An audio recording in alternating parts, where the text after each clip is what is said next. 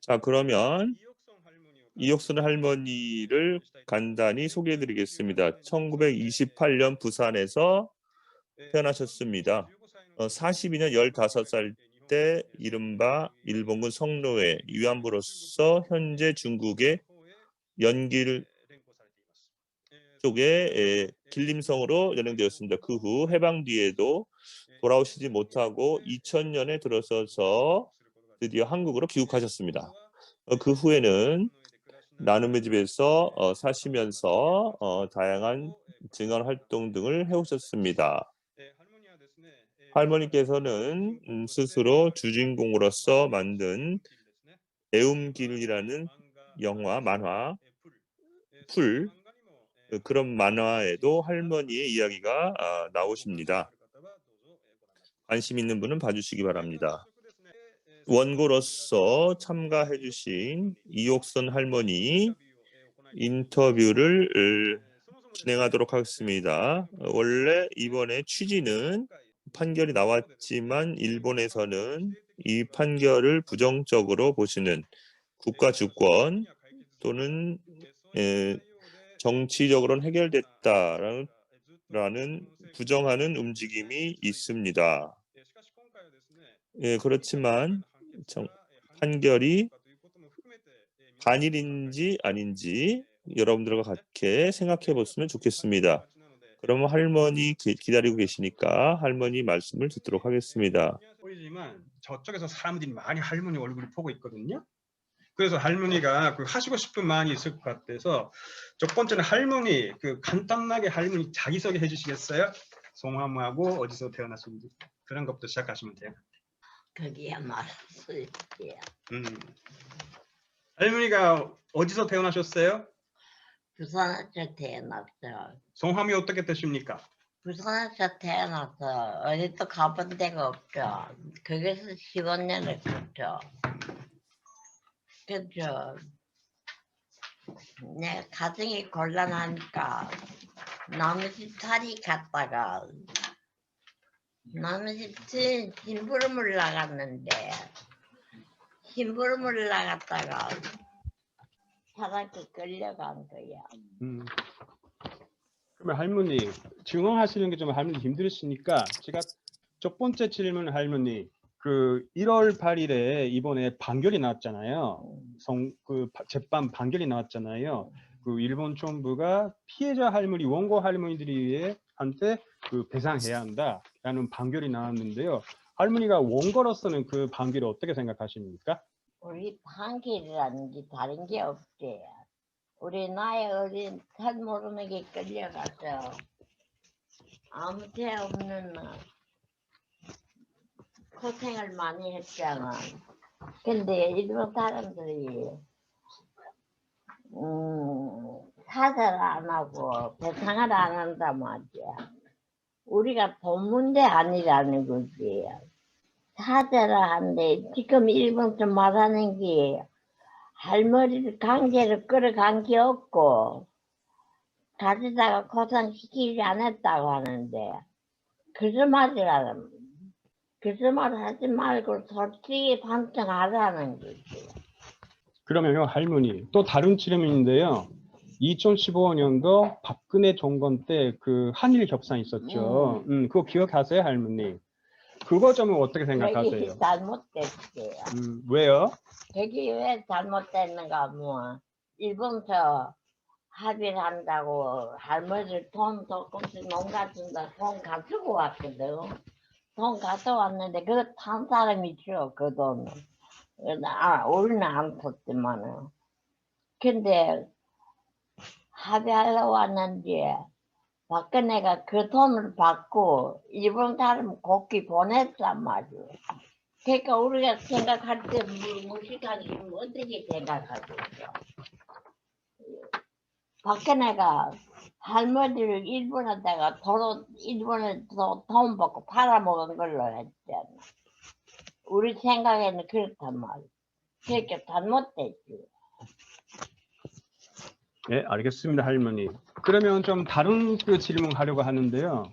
할머니가 요새 코로나도 있어서 밖에도 못 나가고 좀 재미없게 좀 지내실 것 같은데 할머니 요새는 어떻게 지내세요? 나눔의 집에서. 아이고 답답하지. 왜 답답해 할머니?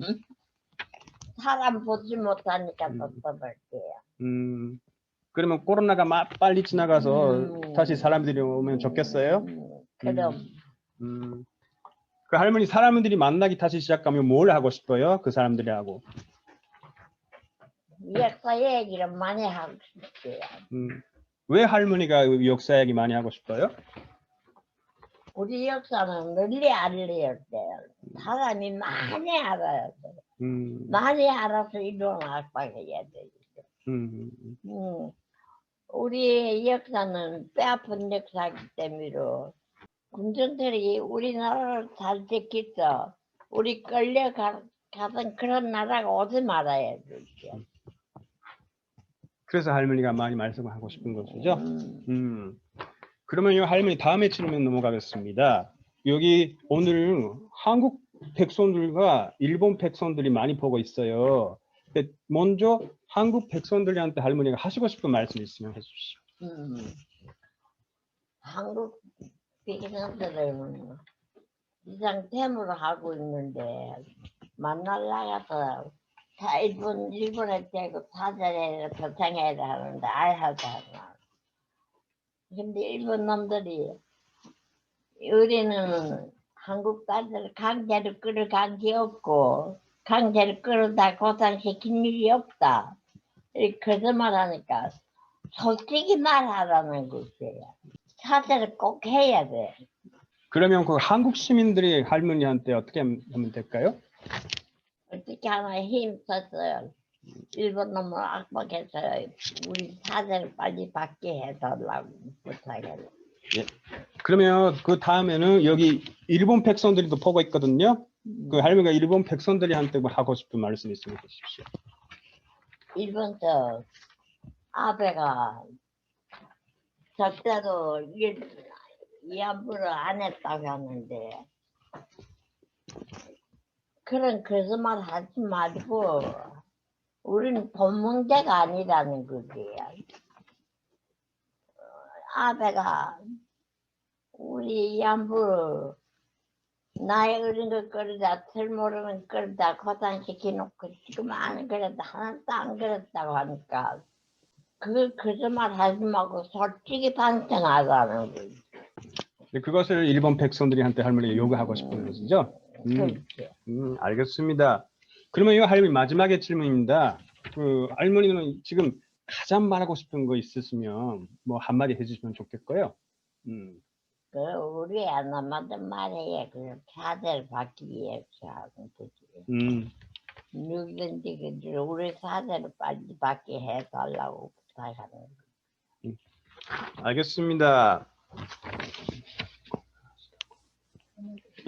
할머니, 지금 할머니가 말씀하시는 거 보고 있는 한국 분한테서 그 문자가 편지가 돌았거든요.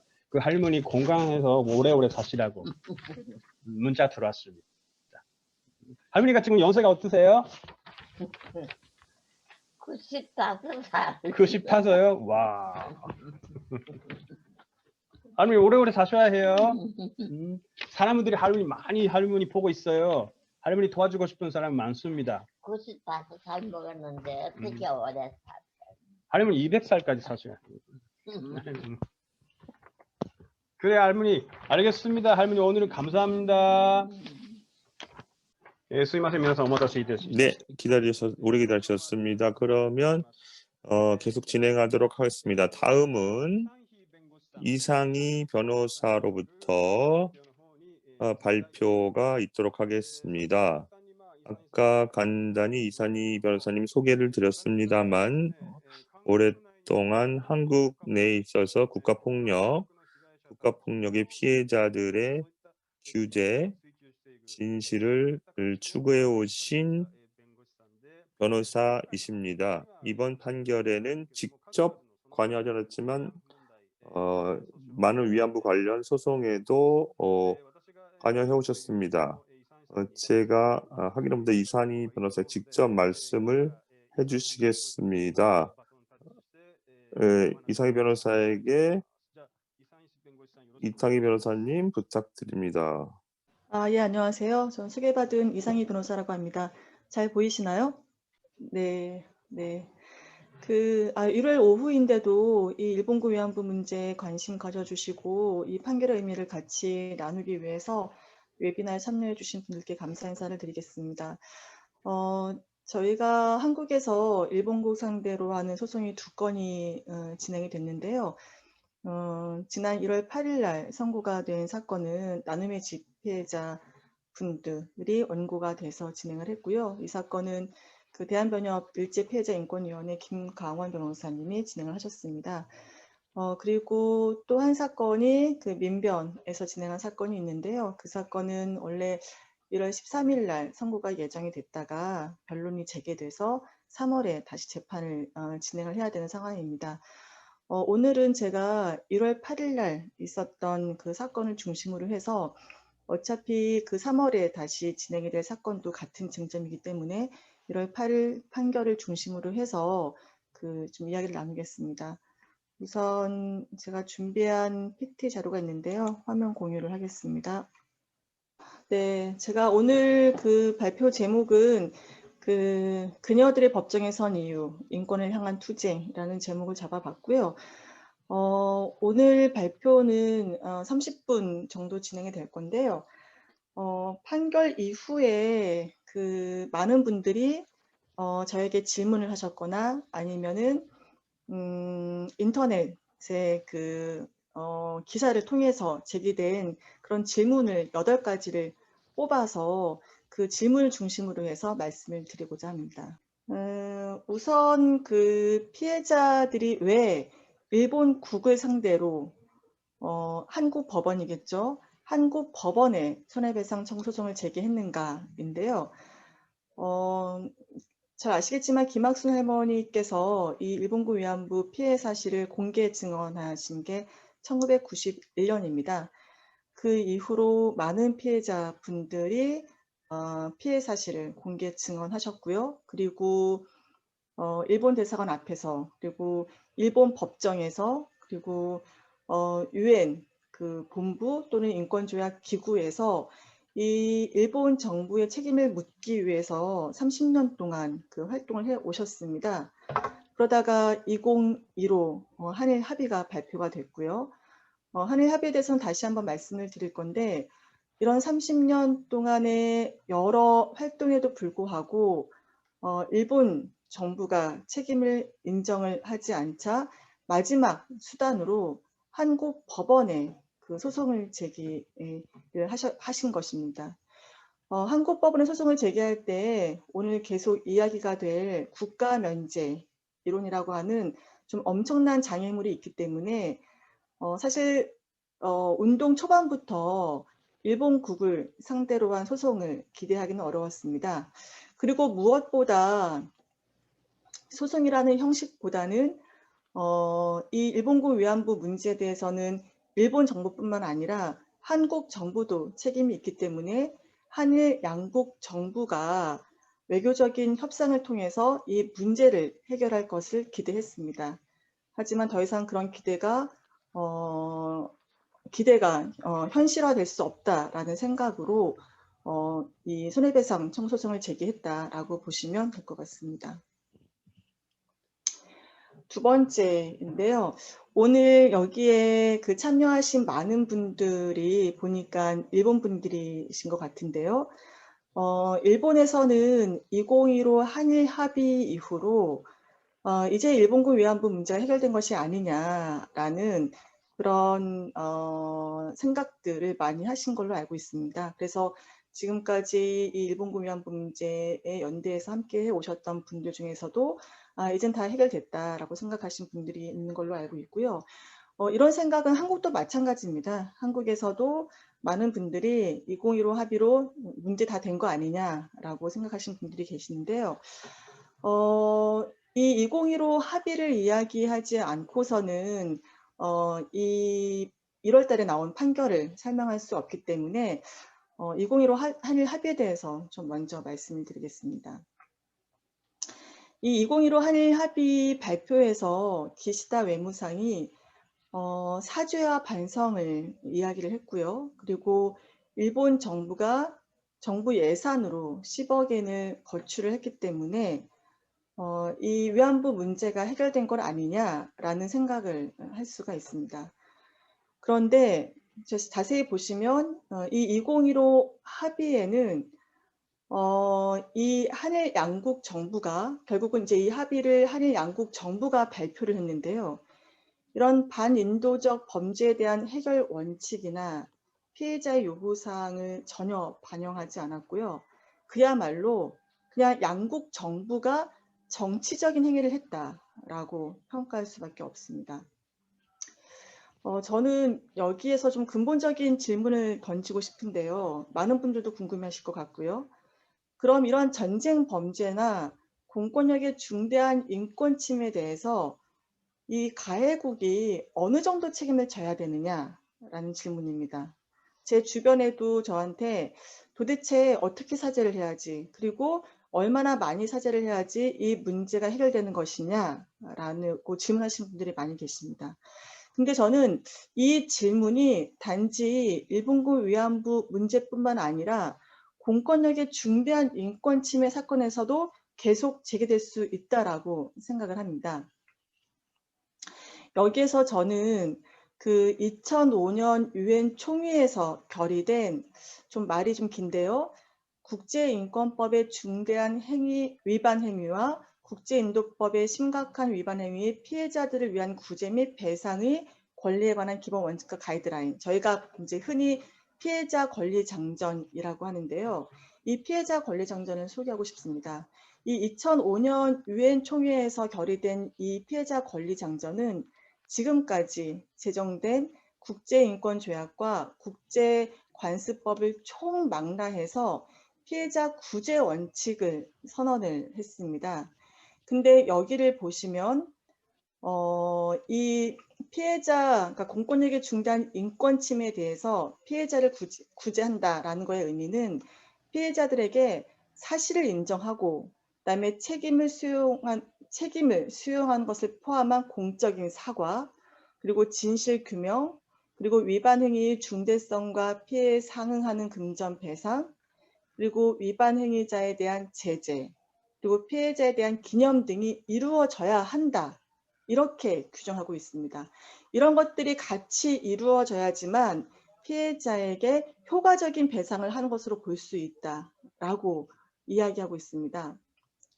여기서 주목할 것은 피해자들이 30년 넘게 주장해온 요구사항입니다. 잘 아시겠지만 피해자들은 30년 동안 일본군 위안부 문제에 대해서 사실의 인정, 그리고 진상규명, 그다음에 공식 사죄, 법적 배상, 역사교육, 추모비와 사료관 건립, 책임자 처벌입니다. 이 피해자들이 주장해왔던 이 7가지 사항과 제가 아까 말씀드렸던 유엔 총회가 결의한 피해자 권리 장전에서 이야기한 원칙이 놀랍도록 부합을 합니다. 그리고 이 유엔의 진실 정의 배상 재발 방지 특별 보고관이 있는데요. 이 보고관도 그 2019년 7월에 유엔에 제출한 보고서에서 공적인 사죄는 불법 행위를 인정하고 책임을 인정하고 피해자들을 최대한 존중하는 방법으로 잘못을 공적으로 인정을 해야 된다. 그리고 재발 방지를 보증해야 된다라고 보고 있습니다. 여기서 중요한 거는 사실의 인정, 그다음에 법적 책임의 수용, 배상과 교육, 이게 전혀 별개의 건으로 따로 이루어져야 되는 것이 아니라 동시에 또는 일련의 절차로 유기적인 관계에서 이루어져야 된다는 겁니다. 그러니까 이번에는 사실을 부인하지만 그냥 금전 배상하겠어. 또는 우리가 사죄를 하지만 사실을 인정하지 않겠어. 이게 아니라는 거죠. 그러니까 사실을 인정하지 않은 사죄도 없고요. 배상이 없는 사죄도 없고 사죄 없는 배상도 없습니다. 이런 것들이 같이 이루어져야 됩니다. 하지만 2015 한일 합의를 보시면 일본 정부는 2015 합의에도 불구하고 피해 사실을 인정하지 않았습니다. 2015 합의 직후에 아베 총리와 기시다 외무상은 일본 참의원에서 어떻게 이야기했냐면 이 2015 합의로 전쟁 범죄를 인정한 것은 아니다. 그리고 강제 연행을 확인할 수 있는 자료는 없다라고 이야기했고요. 그리고 2016년 2월에 있었던 유엔 여성차별책폐위원회에서도 역시 일본군 위안부 문제에 대해서 강제 연행을 인정할 증거가 없다라고 보았습니다. 이렇게 사실을 인정하지 않은, 그다음에 법적 책임을 인정하지 않은 사죄, 이거는 진정한 피해자들의 구제로 볼 수가 없기 때문에 피해자들이 계속해서 이 2015 합의를 인정할 수 없었던 겁니다. 세 번째, 그러면 이번 판결이 어떠한 의미를 갖느냐, 특히 인권의 관점에서 어떠한 판결의 그 의미를 갖느냐라는 질문이 많이 있는데요. 두 가지 좀 말씀을 드리고 싶습니다. 우선 이번 판결을 통해서 더 이상 국가 폭력으로부터 그 누구도 책임에서 자유로울 수 없다라는 점을 국제법적으로 확인했다는 겁니다. 이번 판결에서 가장 중요한 쟁점이 국가 면제 이론입니다. 이제는 모든 분들이 이제 아시게 된 국제법 이론인데요.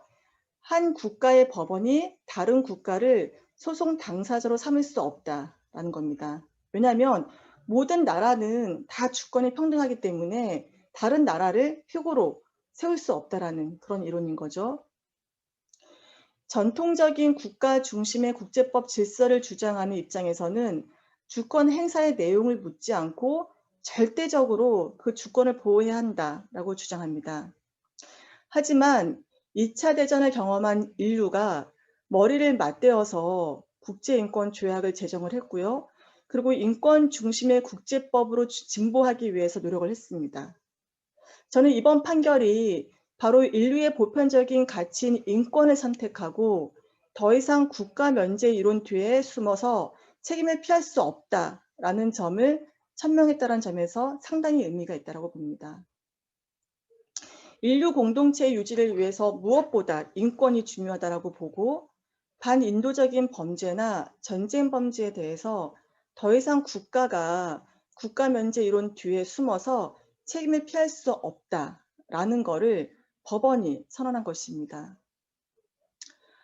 둘째는 피해자들이 법의 힘을 빌어서 일본국에 배상 책임을 물었다는 점에서 온전한 시민권을 취득하였다라고 평가할 수 있습니다.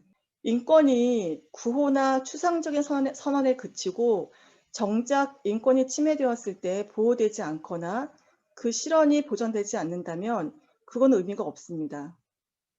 아무리 신체의 자유가 있다, 그리고 프라이버시권이 있다라고 하더라도 그게 침해되었을 때 국가가 보호해주지 않는다면 더 이상 인권으로 볼 수가 없는 거죠. 피해자들에게 배상 청구권이 있다라고 하더라도 법원이 그 실현을 보장하거나 침해된 기본권을 보호하지 않는다면 그냥 추상적인 구호에 그칠 뿐입니다. 저희가 이번 소송에서 주장한 것은 피해자들에게 제발 재판 청구권을 보장해달라는 것이었습니다. 이 재판 청구권은 기본권을 보장하기 위한 기본권이고요. 그리고 인간의 존엄을 보장하기 위한 안전장치입니다. 이 인권이 인권으로서 힘을 갖고 의미를 가지려면 법이 보장해줘야 됩니다. 그런데 일본의 최고재판소는 그 위안부 피해자들이 제기한 4건의 소송에서 모두 소멸시효를 이유로 해서 또는 국가에게 책임이 없다라는 이유로 해서 패소 판결을 내렸고요. 그리고 2007년 최고재판소는 이 일제강점기 관련된 인권침해 사건에 대해서 1965년 청구권 협정을 이유로 하여 더 이상 일본 법원에 재판을 청구할 권리가 없다라고 판단을 내렸습니다. 그러니까 지금 피해자들이 일본에 가서 일본 법원에서 소송을 하고 싶어도 재판 청구권이 없다라는 이유로 각하 판결을 받는 거죠. 근데 만약에 한국 법정에서도 국가 면제 이론을 이유로 해서 재판 청구를 할 수 없다라고 한다면 도대체 이들은 어디에서 침해된 권리를 구제받을 수 있겠습니까? 그러니까 저희가 법정에서 계속 이야기한 거는 이분들을 시민으로 인정해 달라는 것이었습니다. 그러니까 헌법이 상정하는, 그리고 헌법이 천명하고 있는 이 재판 청구권을 보장받는 인간으로 인정을 해달라는 것이었습니다. 이용수 할머니가 많이 하시는 말씀 중에 하나가 나는 위안부가 아니다 라는 말인데요. 저는 이 말씀을 나를 위안부라고 하는 그런 존재로 보지 말고, 그러니까 위안부, 그러니까 국제 질서 속에서 피해자가 돼버린 위안부로 보지 말고 오롯이 인간으로 봐달라라는 절규로 느꼈고 그거를 재판부에 이야기하기도 했습니다. 네 번째입니다. 일본 정부는 이번 판결이 국제법에 위반된다라고 주장을 하는데 여기에 대해서 말씀을 드리겠습니다. 일본은 처음부터 피해자들이 제기한 소송을 인정하지 않고 법원에서 보낸 서류도 받지 않았습니다. 오히려 피해자들이 제기한 소송이 국가 면제 이론을 위반한다면서 각하 판결을 해야 한다라고 법원에서 주장한 것도 아니라 한국 정부에게 전달을 했습니다. 그리고 일본은 1월 8일 판결이 확정된 뒤에도 한국 정부가 국제법 위반 상황을 시정하기 위한 적절한 조치를 즉시 취할 것을 강력히 촉구한다라고 발표했습니다. 전통적인 국가 중심의 국제법 질서를 주장하는 입장에서는 아까 말씀드렸던 것처럼 주권 행사의 내용을 묻지 않고 절대적으로 주권을 보호해야 된다라고 하겠지만 2차 대전을 경험한 이후에 개인의 인권을 보장하는 국제인권의 질서로 발전, 변화해야 한다는 것이 국제사회의 사회적 합의로 형성이 되고 있습니다.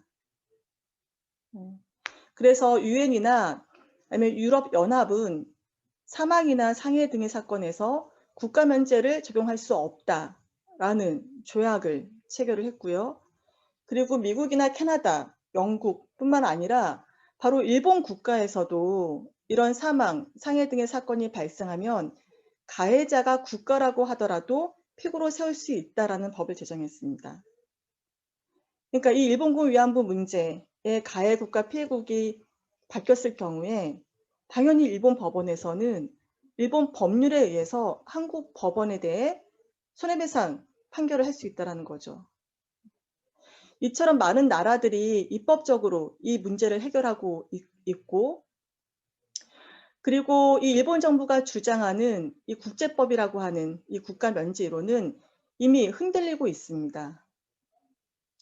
저희가 이번에 소송을 진행을 하면서 미국이나 영국에 계시는 많은 국제인권법 전문가들의 조언을 받았고, 그리고 의견서를 받아서 법원에 제출을 하기도 했고요.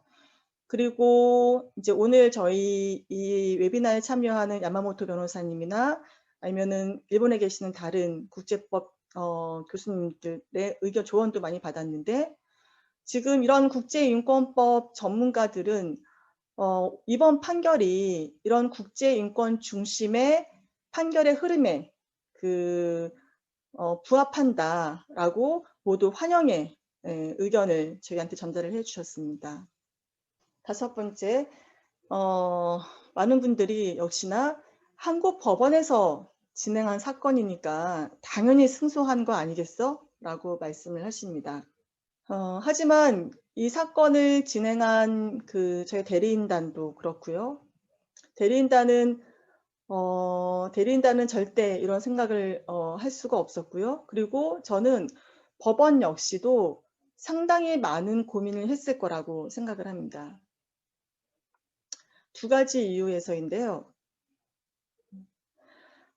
판사들은 확고한 법리를 가지고 판단을 하기를 좋아하고, 그리고 결론에 이르게 된 과정을 판결문에 자세히 논증을 해야 되기 때문에 단지 그런 국민 정서에 기반해서 판결을 할 수가 없습니다. 따라서 법원으로서는 이번 사건의 가장 큰 걸림돌이 되는 국가 면제 법리를 어떻게 극복할 것인가가 중요한 과제였을 것이라고 생각합니다. 근데 앞서 말씀드렸던 것처럼 해외 학자들 그리고 일본 변호사님들의 도움으로 현대 국제인권법의 논리와 그리고 저희가 많이 참고했던 이탈리아 페리니 사건을 분석 검토해서 재판부를 설득하기 위해서 노력을 했고요. 법원도 역시 다른 나라의 입법례나 그리고 국제인권 관련된 논문들을 검토해서 헌법과 국제인권 조약에 근거해서 국가면제 이론을 배척을 했습니다. 두 번째는 강제동원 판결의 후유증을 법원이 극복할 수 있을까라는 걱정이 있었습니다. 2018년 강제동원 판결 직후에 보수 언론은 한국의 보수 언론, 일본도 마찬가지였고요. 이 한일 관계 파탄 프레임으로 몰고 가면서 정작 그 판결이 가진 인권적 의미와 피해자들의 목소리를 제대로 전달하지 못했습니다. 이 피해자와 법원에 대한 공격이 너무 심해서 피해자들이 자신들 때문에 한일 관계가 파탄된 것은 아닌지 걱정해야 되는 상황에까지 이르게 되었습니다. 그리고 보수 언론은 법원에 대해서 사법부가 외교적으로 해결할 문제에 과도하게 개입해서 한일 관계를 파탄시켰다라고 비난을 했습니다. 이 일본고 위안부 이 판결에 대해서도 보수 언론이 소송이나 판결의 의미보다는 한일 관계에 중점을 두고 한일 관계 파탄 프레임으로 몰아가고 있습니다. 일본 기자들은 판결 전부터 저를 비롯한 대리인단에게 강제 집행에 대해서 집요하게 질문하면서 강제동원 판결 후유증을 재현하려고 했습니다. 그러나 저는 이러한 주장은 보편적인 인권의 가치를 철저히 무시하는 발언이라고 생각을 합니다. 피해자들은 일제강점기 때 제국주의라는 국제 질서 속에서 위안부 피해자로 폭력을 당했고요. 그리고 65년 청구권 협정과 2015 한일 합의도 한미일 관계라는 국제 질서 속에서 피해자들의 목소리와 인권이 철저히 무시된 채 국가 간 합의가 이루어진 것입니다. 이번 판결은 그러한 국제 질서에 철저히 외면당하고 무시당한 인권의 숭고한 가치를 드러내고 피해자들의 인권이 보호되어야 한다라는 것을 천명한 것입니다. 사실 이거는 인권의 최후 보루인 법원이 당연히 해야 될 책무입니다. 그 일본 정부는 이번 판결이 확정된 날에 그 모태기 외무대신의 발언을 통해서 한국 정부에게 이번 판결을 시정하라라고 요구했는데요. 이거는 정말 한국의 헌법 질서를 무시한 발언입니다. 저는 이러한 여러 어려움에도 불구하고 이번 판결이 나올 수 있었던 거는 물론 법원의 용기이지만 법원의 용기가 나올 수 있었던 배경에는 30년 동안 포기하지 않고 일본 정부의 책임을 주장해온 피해자들 그리고 피해자들 곁에서 함께 투쟁해 오신 한일 시민사회단체와 전문가들이 있기 때문이라고 생각을 합니다. 아마 여기 참가하신 많은 분들도 피해자들 곁에서 함께 투쟁해 오신 분들이 아닌가 싶고요. 여러분들이 이런 역사적인 판결을 만든 주역이다라고 생각해 주시면 감사하겠습니다. 여섯 번째, 피해자들은 강제 집행을 할 것인가? 정말 수도 없이 듣고 있는 질문입니다. 사실 강제 집행은 전적으로 피해자들이 선택할 문제입니다. 아직 피해자들이 어떤 입장을 가졌는지 특히 나눔의 집 피해자분들, 할머니들의 경우에 아직 그 합의된 의사가 어떤지 저희는 알 수가 없는데요. 이건 전적으로 피해자들이 선택할 문제인데 여기서 이야기하고 싶은 건 피해자들에게 강제 집행 여부의 선택을 강요할 것이 아니라 일본 정부에게 판결의 이행을 요구해야 한다는 것입니다. 이번 판결은 피해자들이 지금까지 일본 정부에 대해서 해온 주장의 연장선상에서 바라봐야 됩니다. 그러니까 아까 제가 초반에 할머니들께서 30년 넘게 주장해 오신 주장, 일본 정부에게 해오신 주장, 사실의 인정, 진상규명, 공식사죄, 법적 배상, 역사교육, 이런 것들의 연장선상에서 이번 판결이 나온 거고요.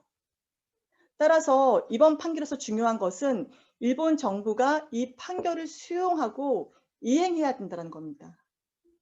그러니까 일본 정부가 판결을 수용하고 이행한다는 것은 바로 일본군 위안부 피해 사실을 인정하고 책임을 수용한다는 것이죠. 일본 정부가 종국적으로 판결을 이행해야지만 비로소 할머니들이 소송을 제기한 목적이 이루어진다라고 보아야 됩니다. 그 이옥선 할머니께서도 판결이 확정된 다음 한 언론사와의 인터뷰에서 우리가 일본에 말하는 것은 사죄를 하라는 것이지 돈 문제가 아니다. 우리가 위안부가 된 게 아니야. 일본이 우리를 위안부로 만들었어. 일본이 우리를 강제로 끌고 간 일이 없고 학대를 안 했다라고 하는데 거짓말하지 말고 솔직히 바른대로 반성해라. 이게 할머니의 주장이고요. 이게 바로 판결의 내용입니다. 판결에 아주 자세하게 위안부 피해 사실이 나와 있고요. 그리고 일본 정부가 어떠한 국제조약을 위반했는지 조목조목 나옵니다.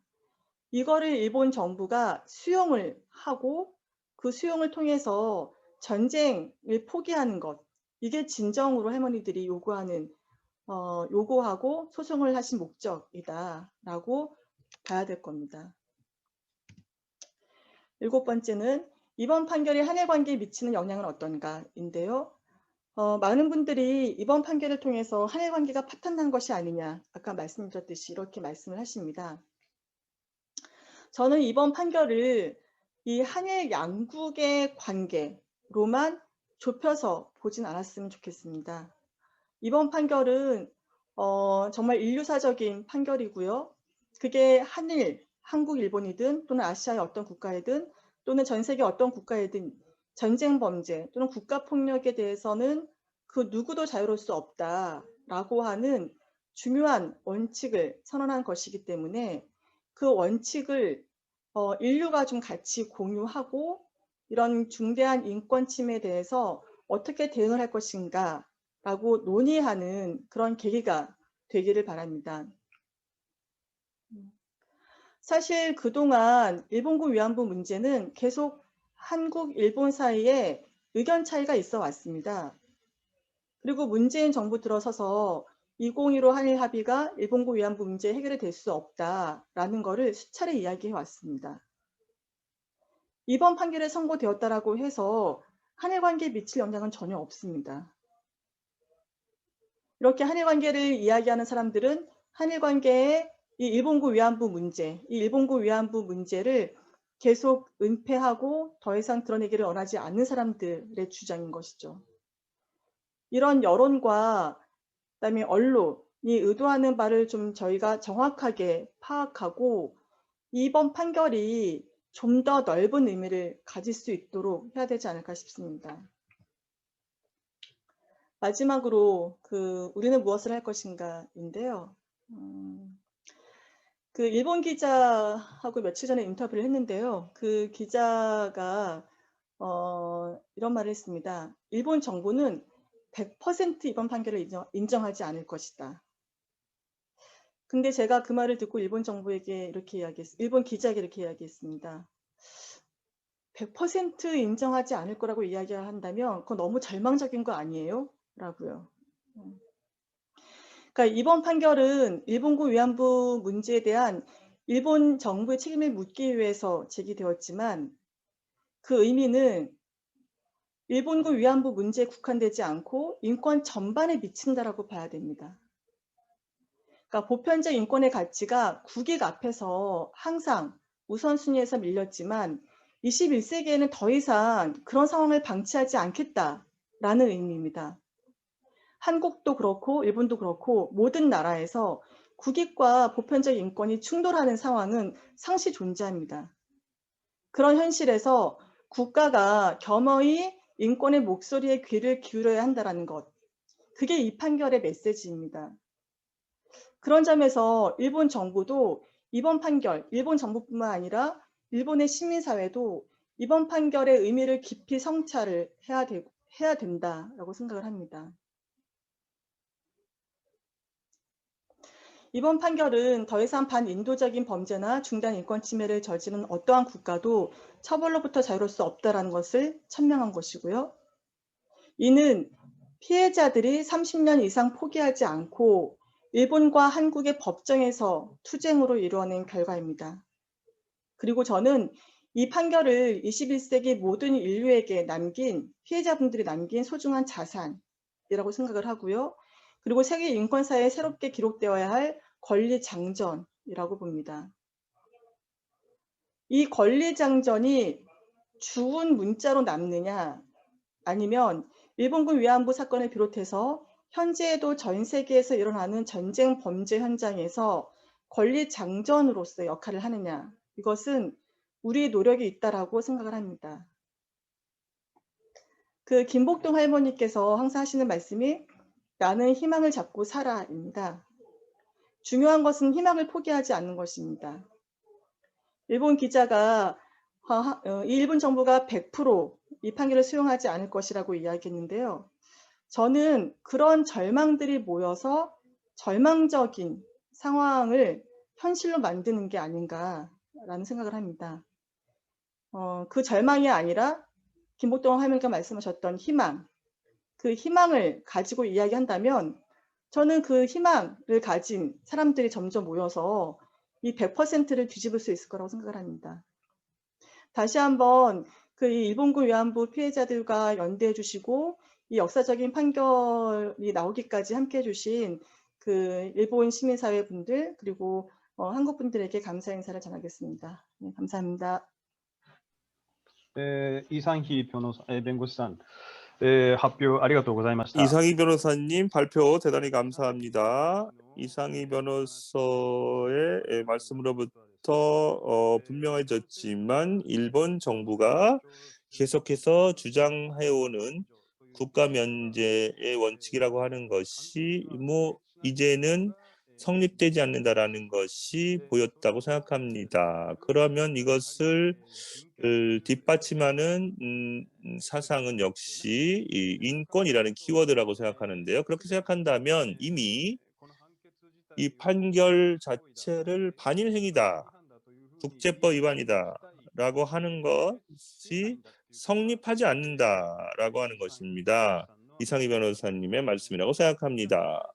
그게 분명히 대단히 중요한 말씀이었다고 저는 들으면서 생각했습니다. 자, 그러면 다음으로 이번에는 일본 측에서 야마모토 세이타 변호사님께서 발표를 해주겠습니다. 타이틀은 판결은 반일인가?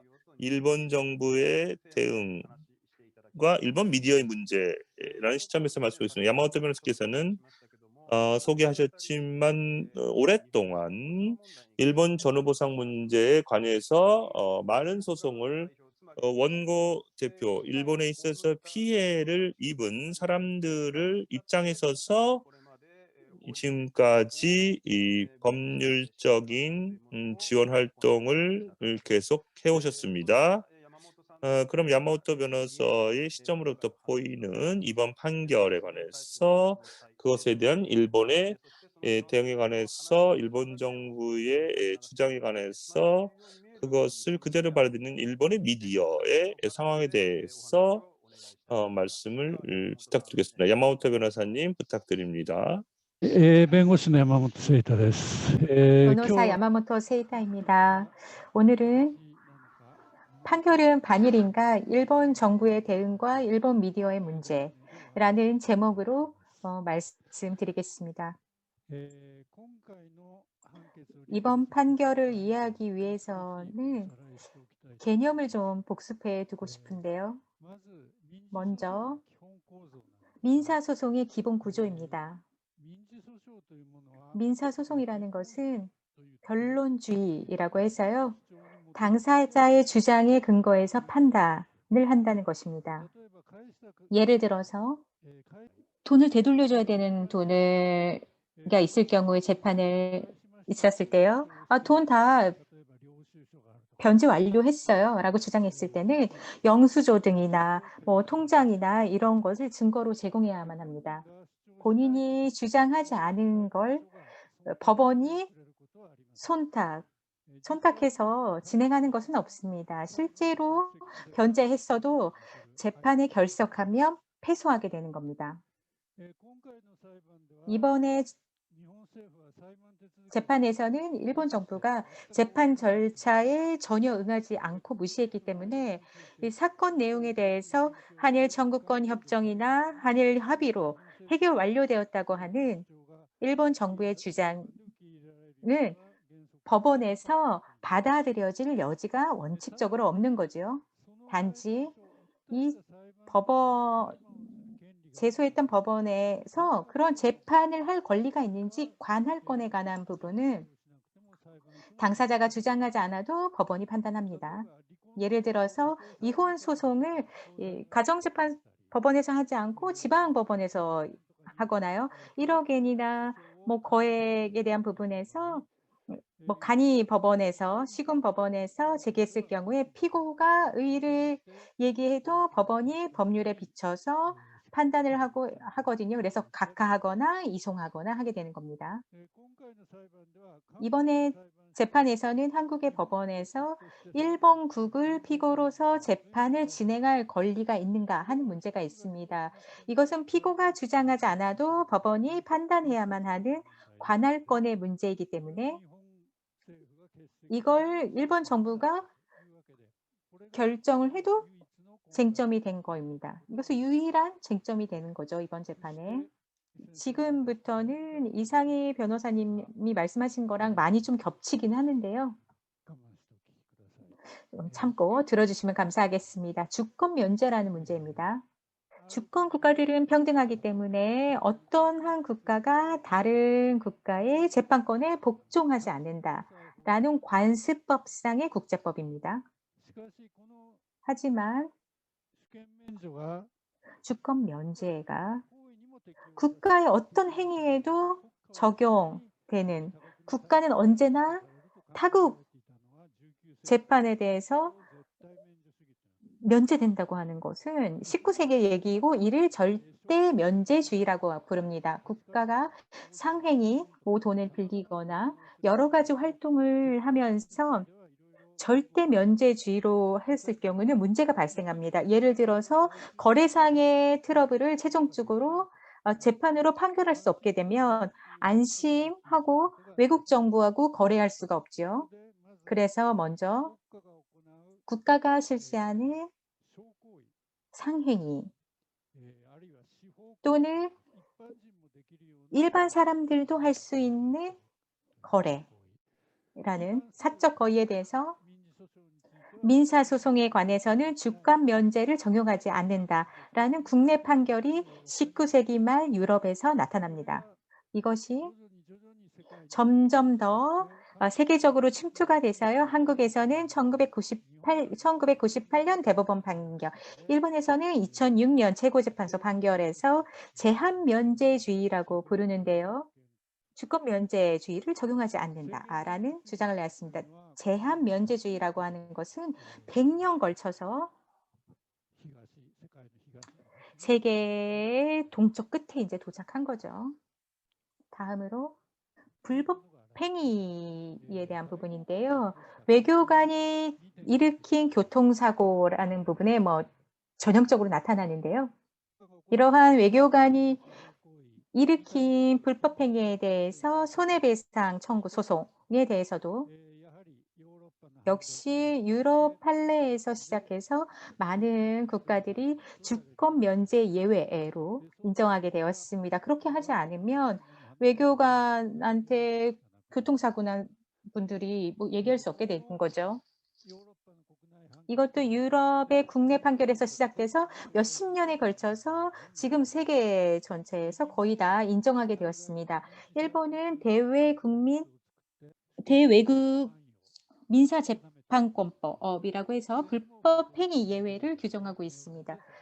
뭐 명문상으로도 불법 행위에 대해서는 예외 조항으로 규정되고 있습니다. 그다음 세 번째인데요. 이번 세기가 시작될 즈음에 유럽에서 국내 재판소에서 법원에서 새로운 재판이 제시됐습니다. 이게 바로 인권 예외라는 겁니다. 이것이 이번 재판의 초점이 된 관점입니다. 제2차 세계대전 말기에 독일군이 이 민간인 214명을 학살한 리스트모 사건이 있었습니다. 그리스 사람들을 살해한 건데요. 이 피해자 유족들이 그리스 법원에서 독일을 제소했고요. 1996년에 1심, 2000년에 그리스 최고재판소가 독일의 주권 면제를 인정해서 판단을 내렸습니다. 이탈리아에서는 독일에 의해서 강제노동을 당한 페리니 씨가 독일에 대해 소송을 건 것으로 2004년 파기, 그러니까 최고재판소가 독일의 주권 면제를 인정할 수 없다는 판단을 내렸습니다. 그 후 이 판결을 들은 많은 피해자들이 계속해서 소송을 해서 이탈리아에서 독일에 대한 손해배상을 청구를 해서 인정받았습니다. 이러한 인권 예외라는 사고 방식의 중심에는 재판을 받을 권리 보장이라는 부분이 있습니다. 세계 인권 선언 8조 기본 권리 침해에 대해서 권리를 갖는 것을 유효적으로 구제할 권리를 갖는다라는 부분인데요. 자유권 규약의 14조 재판에 의한 규제를 받을 권리를 받는다고 규정되어 있습니다. 그리고 한국 법률에도 일본 법률에도 재판을 받을 권리를 보장한다라는 조항이 있습니다. 이러한 현대 국가들은 그 영역 안에서 재판을 받을 권리를 보장할 의무를 지고 있습니다. 국가의 입장에서 보면 그 의무를 지고 있는 거죠. 재판을 받을 권리는 기본적인 인권을 지키기 위한 수단, 지키기 위한 권리이기 때문에 인권 보장의 틀거리에 가장 중요한 부분입니다. 주권 면제라는 것은 국가를 피고로 한다는 재판이 불가능하다라고 하는 재판 거부인 거죠. 재판을 받은 권리를 보장하는 의무와 대립하게 됩니다. 단 주권 면제에도 국가의 존엄을 서로 존중한다던가 외교 관계를 안정시킨다던가 라는 장점은 있기 때문에 뭐 한마디로 어디가 중요하다 이렇게 할 수는 없습니다. 하지만 적어도 국제법상의 강행 규범에 위반하는 국가의 행위에 의해서 심각한 인권 침해가 발생하고 그 피해자의 최고의 구제 수단이 국내 재판일 경우에는 재판을 받은 권리를 보장해서 인권 구제할 필요성이 주권 면제의 장점보다는 클 거다라는 것이 인권 예외의 사고방식입니다. 별도로 이 세 가지의 요건을 완전히 고정된 건 아니고요. 여러 재판에서 여러 주장이 나오고 있고 대강 말씀드리면 이런 틀거리에서 생각할 수 있습니다. 인권 예외라는 건 새로운 사고방식이기 때문에 여기에 반대하는 판결도 많이 있습니다. 예를 들어서 쿠웨이트에서 고문을 받은 피해자가 영국 법원에서 쿠웨이트를 제소한 재판에서 이기리스 법원은 쿠웨이트의 주권 면제를 인정을 하고 인권 침해를 인정하지 않은 거죠. 그리고 그 피해자가 유럽 인권 재판소에다가 제소를 하게 되는데요. 유럽 인권 재판소도 영국의 판단을 지지해서 인권 예외를 부정했습니다. 이게 2001년 얘기입니다. 근데 이 표 차이, 사실 이 판결을 날 때는요, 9대 8이라는 굉장히 근사한 차였어요. 2001년이라는 이미 인권 예외라는 부분은 이미 작용하고 있었다는 거죠. 유명한 ICJ 주권 면제 재판 2012년인데요. 이 독일의 주장을 받아들여서 인권 예외를 부정했습니다. 그래서 독일의 주권 면제를 인정한 그 판단입니다.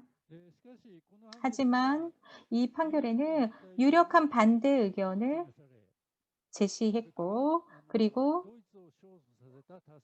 독일을 승소시킨 다수 의견도 현재 인권 예외를 인정하고 있는 국가는 소수이기 때문에 이를 관습 국제법으로 인정할 수는 없다라는 것으로 국제법의 장래 발전을 이 재판에 진 이탈리아 재판소는요, 이 ICJ의 판결을 하기 위해서 주권 면제를 포함해야 된다라는 법률을 하게 되는데요. 그렇게 되면 이탈리아 헌법재판소가 그러한 법률은 재판을 받을 권리를 침해하기 때문에 이탈리아 헌법에 반한다, 헌법 위반이다라고 결정했습니다. 이와 같이 현재의 국제법상에서 인권 예외를 인정하는 의견과 반대하는 의견을 대립하고 있는 거죠. 이런 과정에서 아시아에서 처음으로 인권 예외를 인정한 예로서 이번 판결이 있는 겁니다. 이것은 인권 예외에 대한 엄청 강력한 지원군입니다. 이런 국제법상의 의의는 여기에 있다고 봅니다. 이러한 인권 예외에 대한 찬반의 대립은 국가의 이익을 중심으로 하는 오래된 국제법과 인권을 중심으로 한 새로운 국제법의 대립의 반영입니다. 인권 예외가 널리 인정받게 되면 예를 들어서 난민이 피난한 곳에 있는 법원에 박해당한 국가를 소송하게 될지도 있습니다. 로힝야 사람들이 방글라데시 법원에서 미얀마를 소송을 한다는 거야. 시리아 난민이 터키 법원에서 시리아에 대해서 소송을 제기하거나 거고요. 또는 일본의 원폭 피해자가 일본 법원에 미국을 대상으로 제소를 한다는 것도 가능할지도 모릅니다. 한국 정부가 성실하게 대응을 한다면 베트남 전쟁 피해자가 베트남 법원에 한국을 제소할 수도 있고요. 이런 것처럼 인권 예외를 인정할까 그렇지 않을까 하는 대립은 일본과 한국의 대립이 아닙니다. 인권을 침해받은 개인과 국가의 대립입니다. 인권 예외로 규제될 가능성이 있는 개인은 일본과 한국을 포함해 세계의 사람들입니다. 이런 의미에서 이번 판결은 반일이 아닙니다. 이러한 시점에서 일본의 정치가나 미디어의 발언을 좀 봐볼 건데요. 먼저 정부 여당의 발언입니다. 스가 총리인데요. 국제법상 주권국가는 타국의 재판권에는 복종하지 않는다. 이건 규칙이거든요. 하지만 관습 국제법상에서는 주권 면제는 끊임없이 발전해서 이미 정해진 거니까라고 말하는 것은 고정적인 것이 아닙니다.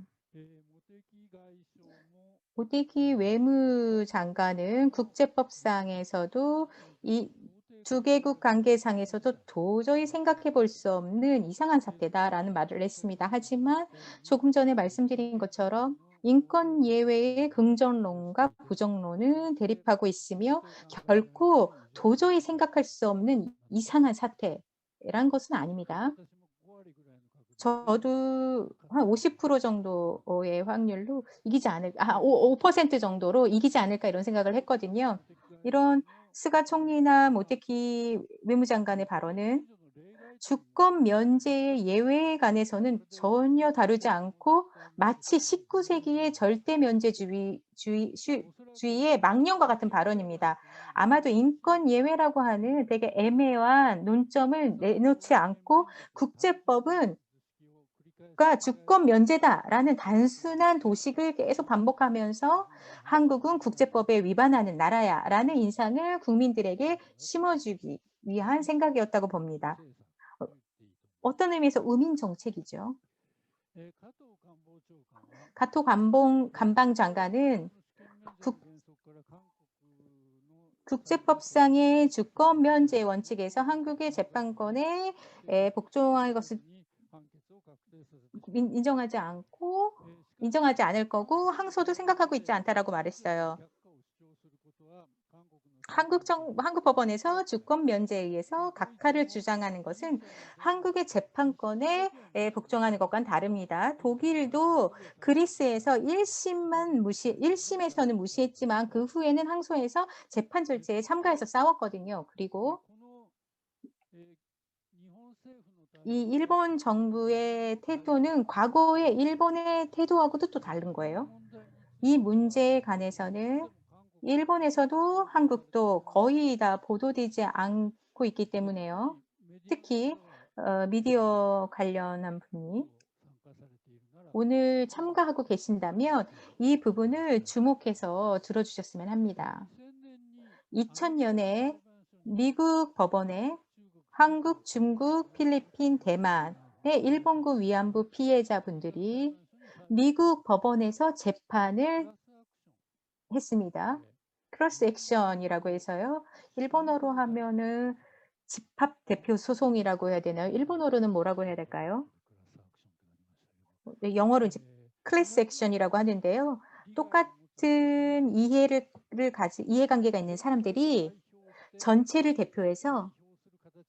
대표하는 형태로 소송을 제기하는 거. 이번 소송으로 하면 전 세계의 일본군 위안부 피해자를 대표해서 15명의 원고가 소송을 제기했다라는 소송이 되는 거죠. 이것은 1심, 2심까지는 주권 면제로 기각되었는데요. 최고재판소에서 다시 환송 파기심돼서 이번에는 재판에서 그 정치 문제라고 해서 이번에는 또 패소하는 굉장히 좀 애매한 결론이 됐는데요. 오늘 테마는 그 문제가 아니고요. 이 재판에서는 일본 정부가 제대로 소송 절차에 응했습니다. 그 부분을 얘기하고 싶은 거예요.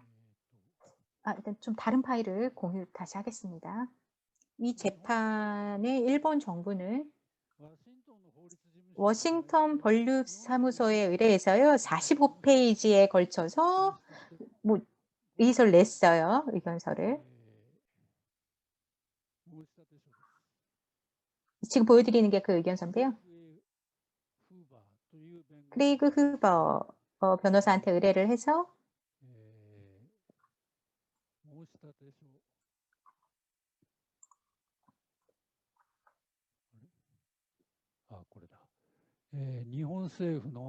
일본 정부의 청구 각하인 공소 제기소를 한 거죠. 공소 제기를 한 건데요. 이 재판을 주권 면제로 각하해야만 한다. 혹은 그렇지 않으면 이거는 재판에 적합하지 않은 정치 문제이다. 라고 계속 주장하는 내용들이 열거되어 있습니다. 조금 전에 그 재판에서 인터넷으로 일본에서 고용한 변호사에 대해서 좀 검색을 해봤더니요. 지금까지 수백 건의 이 집합단체 소송에 대해서 성과를 낸 그런 변호사인 것 같은데요. 각하시켜왔던 그런 수백 건을 각하시켰다라고 선전하고 있어요. 이 변호사는.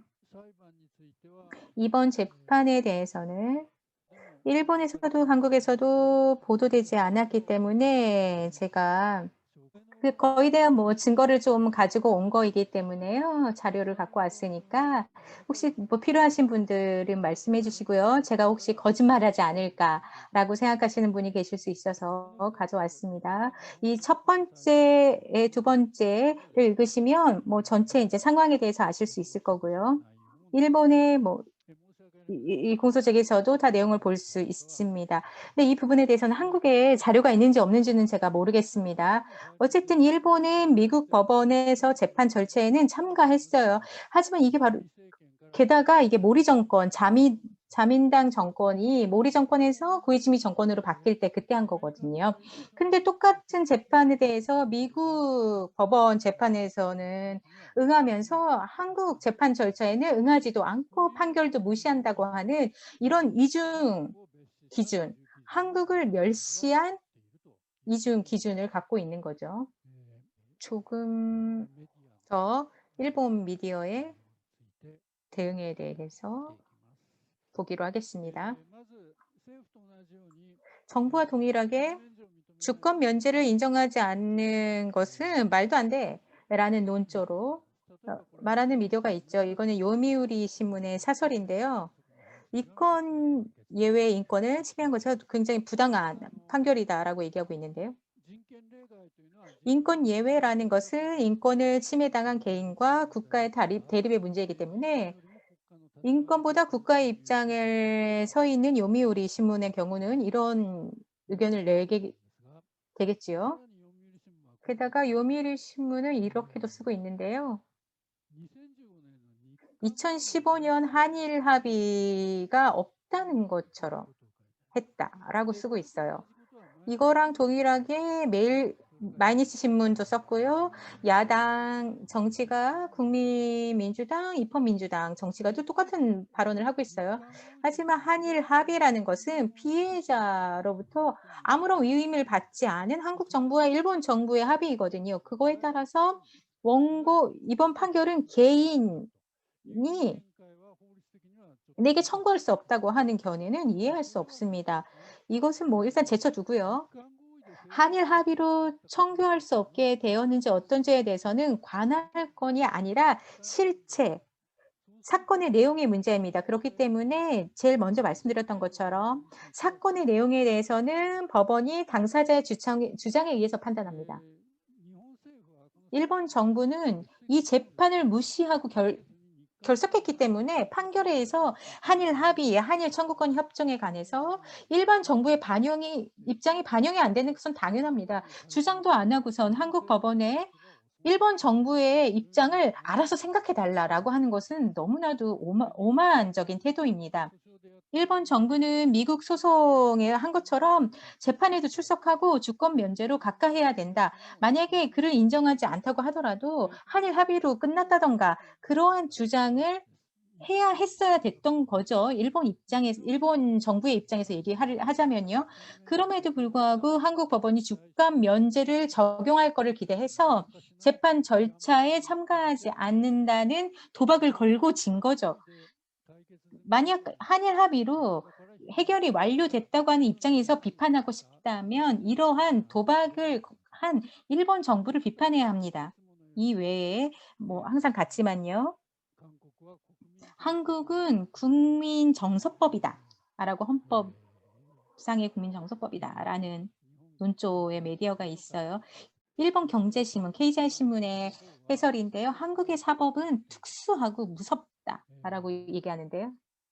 일본 사회에 완전히 침투되어 있는 일본의 사법과 일본 사회의 역사인식이 특수라는 것이 안 보이게 되는 거죠. 더욱이요, 한국의 문제가 된다고 하면 이성을 잃어버리는 미디어가 있어요. 논설위원이 판결문에 사실 인정이 없다라고 하면서 화를 내는데요. 뭐 있었는데 라고 해서 다시 한번 읽어보니까 판결문 전문이 아니라 판결 당시 기자들한테 배포했던 3페이지 그 판결 요지에 써 있지 않다라고 해서 화를 내는 거예요. 이유를 왜 그런지 모르겠어요. 40페이지 판결문을 3페이지로 요약했으니까요. 초점이 되는 주권 면제라는 부분이 대부분 거기 초점이 되어 있는 거죠. 일본에서도 큰 재판의 경우에는 뭐 그런 내용이 있기 때문에 그건 오랫동안 신문 기자를 해왔던 논설위원이라면 그런 시스템을 알 텐데, 근데 이거 판결 요지를 보고 사실 인정이 없다. 이게 너무 대강으로 되어 있어. 정말 되게 세세한 사실을 인정하는 거라면 더 대대적으로 공표해야지 이런 얘기를 하는 거예요. 그 판결문은 당연히 나중에 나오잖아요. 그래서 결론으로 문 대통령은 삼권 분립을 구실로 삼지 말고 대응해라라고 결론을 맺고 있어요.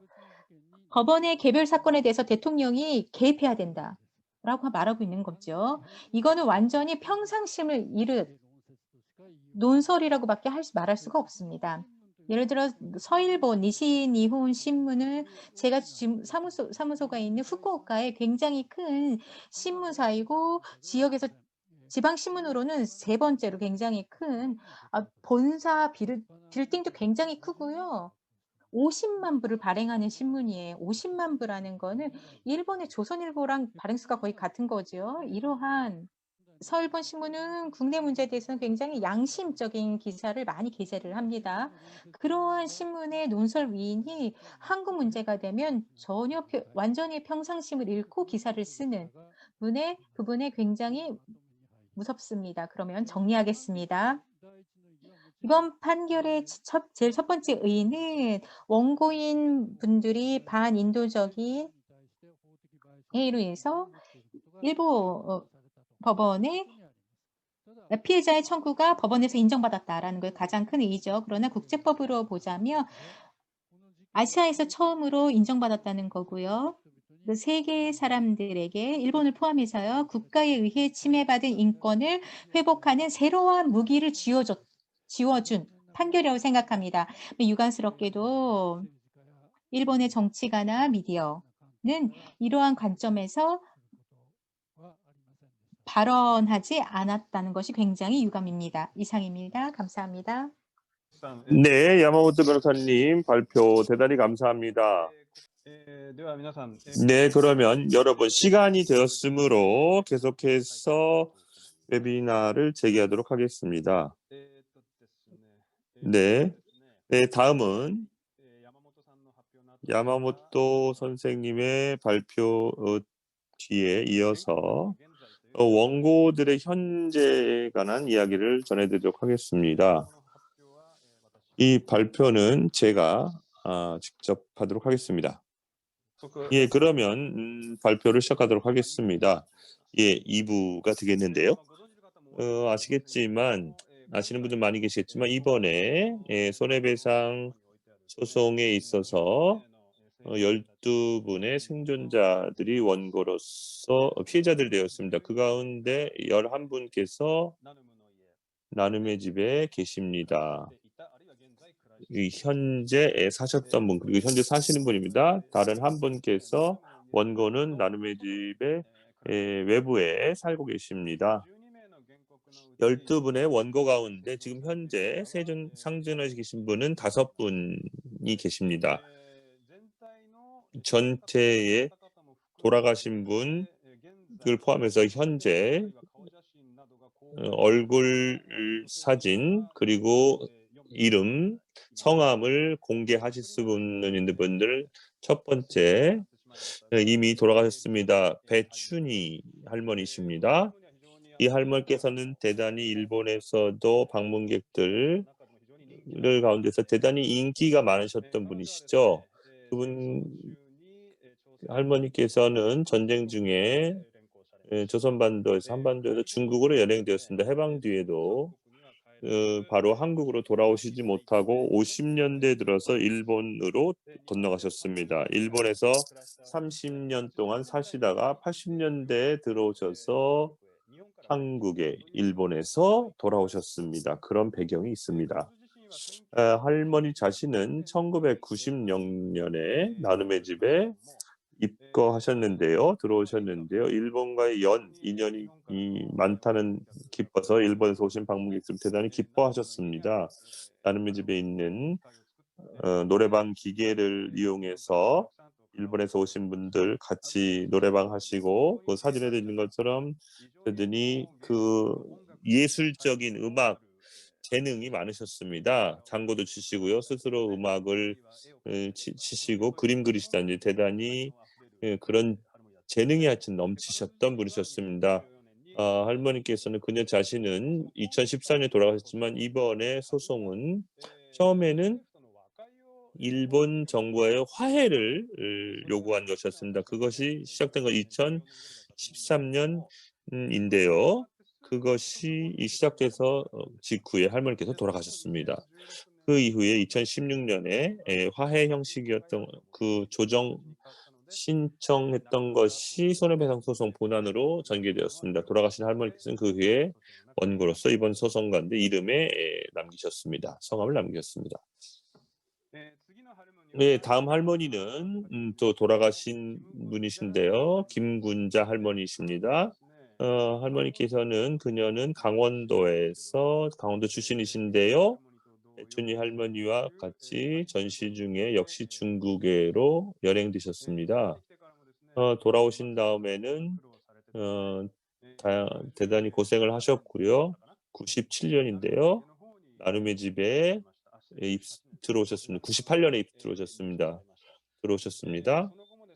그 뒤에도 나눔의 집에서 계속 사시면서 2000년에는 아름다운 재단 거기 그 발족되어서 500만 엔 한국 돈으로 치면 5천만 원 정도의 종잣돈을 재단 설립 지원을 위해서 기부를 해주셨습니다.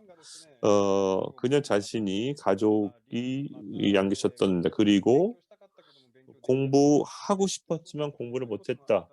그런 것도 있었기 때문에 장학금의 형태로 젊은 사람들 지원하는 다양한 기부 활동을 해오셨습니다. 아쉽게도 2017년에 돌아가셨습니다. 예, 다음이 이옥선 할머니신데요. 오늘 아까 시작할 때 저희들하고 메시지를 던져주셨죠? 이옥선 할머니십니다. 할머니는 1928년 출생이라고 호적에는 돼 있지만 실제로는 28년생이십니다. 역시 전쟁 중에 중국으로 지금의 연길로 길림성으로 끌려가셔서 전후에도 돌아오시지 못했습니다. 해방 후에도 2000년에 들어서 2000년 6월 달에 마침내 한국으로 귀국을 하셨고 그 이후에 나눔의 집에서 21년에 걸쳐서 생활을 계속하셨습니다. 예를 들면 배춘희 할머니, 여러분 아시는 분 많겠지만 김순덕 할머니, 강덕경 할머니 이런 할머니들께서 나눔의 집에 제 1세대라고 한다면 김군자 할머니, 이옥선 할머니들은 나눔의 집 제2세대라고 하실 수 있겠죠. 제1세대였던 김순덕 할머니, 강덕경 할머니 여러분들 아시죠? 이런 할머니들께서 돌아가신 다음에 그러면 이옥선 할머니께서 증언활동 일본을 비롯해서 미국, 독일, 필리핀을 방문하셔서 그런 다른 나라의 피해자 여성들, 생존들과 연대를 하시면서 증언활동을 하시면서 위안부 문제에 관한 보급 공할 수 있는 대단히 중요한 활동들을 해오셨습니다. 아까도 설명을 해드렸지만 애움길이라는 다큐멘터리 영화의 주인공이신데요. 최근 작년에 일본어판이 나왔습니다. 풀이라는 만화인데요. 한국의 작가가 만드신 만화인데요. 그 만화의 주인공으로서도 이옥선 할머니 그녀 자신의 인생이 나와 있습니다. 자, 그럼 네 번째 할머니신데요. 이 할머님은 성함이 이옥선 할머니, 성함이 위분의 한자는 다르지만 이옥선 할머니는 대구 출신이십니다. 호적상은 1930년이라고 되어 있지만 실제로는 1927년생이시고 위에 있는 이옥선 할머니와 같은 연세십니다. 그녀도 중국으로 끌려가셔서 해방 이후에 한국으로 돌아오셨지만 위안부였다라는 것이 여러 가지 지장이 되어서 문제가 돼서 가족 생활도 잘 하지 못하시고 그 이후에 한국의 속리산에 산이 있는데요. 되게 유명한 속리산이 있는데 거기에서 이주하셔서 오랫동안 생활하셨습니다. 역시 몸 상태가 좋아져서 나눔의 집에서 몇 차례 건강이 좋아지셔서 줄 때는 나눔의 집에 정식으로 입소하셨습니다. 그전에는 왕래하시다가요. 침묵이라는 다큐멘터리 영화 제일 조선인 감독인 박수남 감독이 제작한 다큐멘터리인데요. 그 다큐멘터리 주인공으로서 그녀가 그려져 있습니다. 이 다큐멘터리 영화를 보시면 이른바 나눔의 집과 시민단체가 같이 해온 시민운동과 달리 생존자 자신이 결성해온 시민단체 그룹도 있었는데요. 그런 그룹에 소속되어서 90년대 초반에는 몇 차례도 일본에 가셔서 위안부 문제를 보급, 일본에 대한 사죄 배상 요구를 활동을 90년대 초기에는 대단히 열심히 해오셨던 할머니시기도 합니다. 이렇게 지금 현재 이렇게 성함을 공개하고 스스로 저희 살아가는 인생을 공개할 수 있는 살아가는 모습을 할 수 있는 원고들 가운데는 4분밖에 안 계십니다. 다른 원고분들에 관해서는 본인의 의사라기보다는 돌아가신 분들이 많이 계시고 지금 살아계신 분도 계시지만 가족들이 또는 유족들이 희망에 따라서 가능하면 어머니 그리고 할머니의 를 공개하지 말았으면 좋겠다. 그런 희망을 바람을 요청이 있기 때문에 현재는 공개를 하지 않도록 하고 있습니다. 그래서 이렇게 4분께서 지금 소개를 할 수 있는 원고들이십니다. 이상으로 원고분들의 현재 소개를 하는 코너는 순서는 이상으로 마치도록 하겠습니다. 자, 그러면 다음에 질의응답으로 들어가겠습니다만 지금까지 제가 모든 질문을 다 체크할 수 있는 시간이 없어서 동시 진행으로 여러분들이 올리신 질문을 질의응답 시간을 갖도록 하겠습니다. 이번에 2분의 발표를 듣고 제가 느낀 것은요. 판결을 듣고 일본 정부는 일본군 위안부 문제에 대해서 말하자면 일본이 한국에게 피해자가 돼버렸어요. 지금까지 여러 가지를 해왔음에도 불구하고 한국은 일본에 대해서 계속 요구하는가라는 논리를 계속해서 주장하면서 마치 일본이 위안부 문제의 피해자인 것처럼 그런 이미지 컨트롤이죠. 그러니까 그런 인상을 조작하는 그런 걸 일본 정부가 하려고 하는 게 아닌가라는 것을 2분 말씀을 듣고 더욱더 이해하게 됐습니다.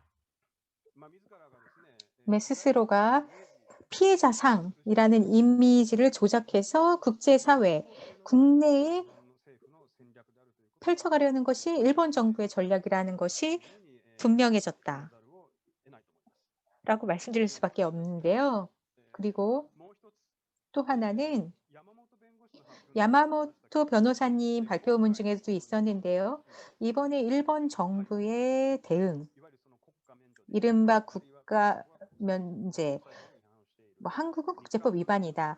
한일 관계 악화의 원인을 만드는 건 한국이다.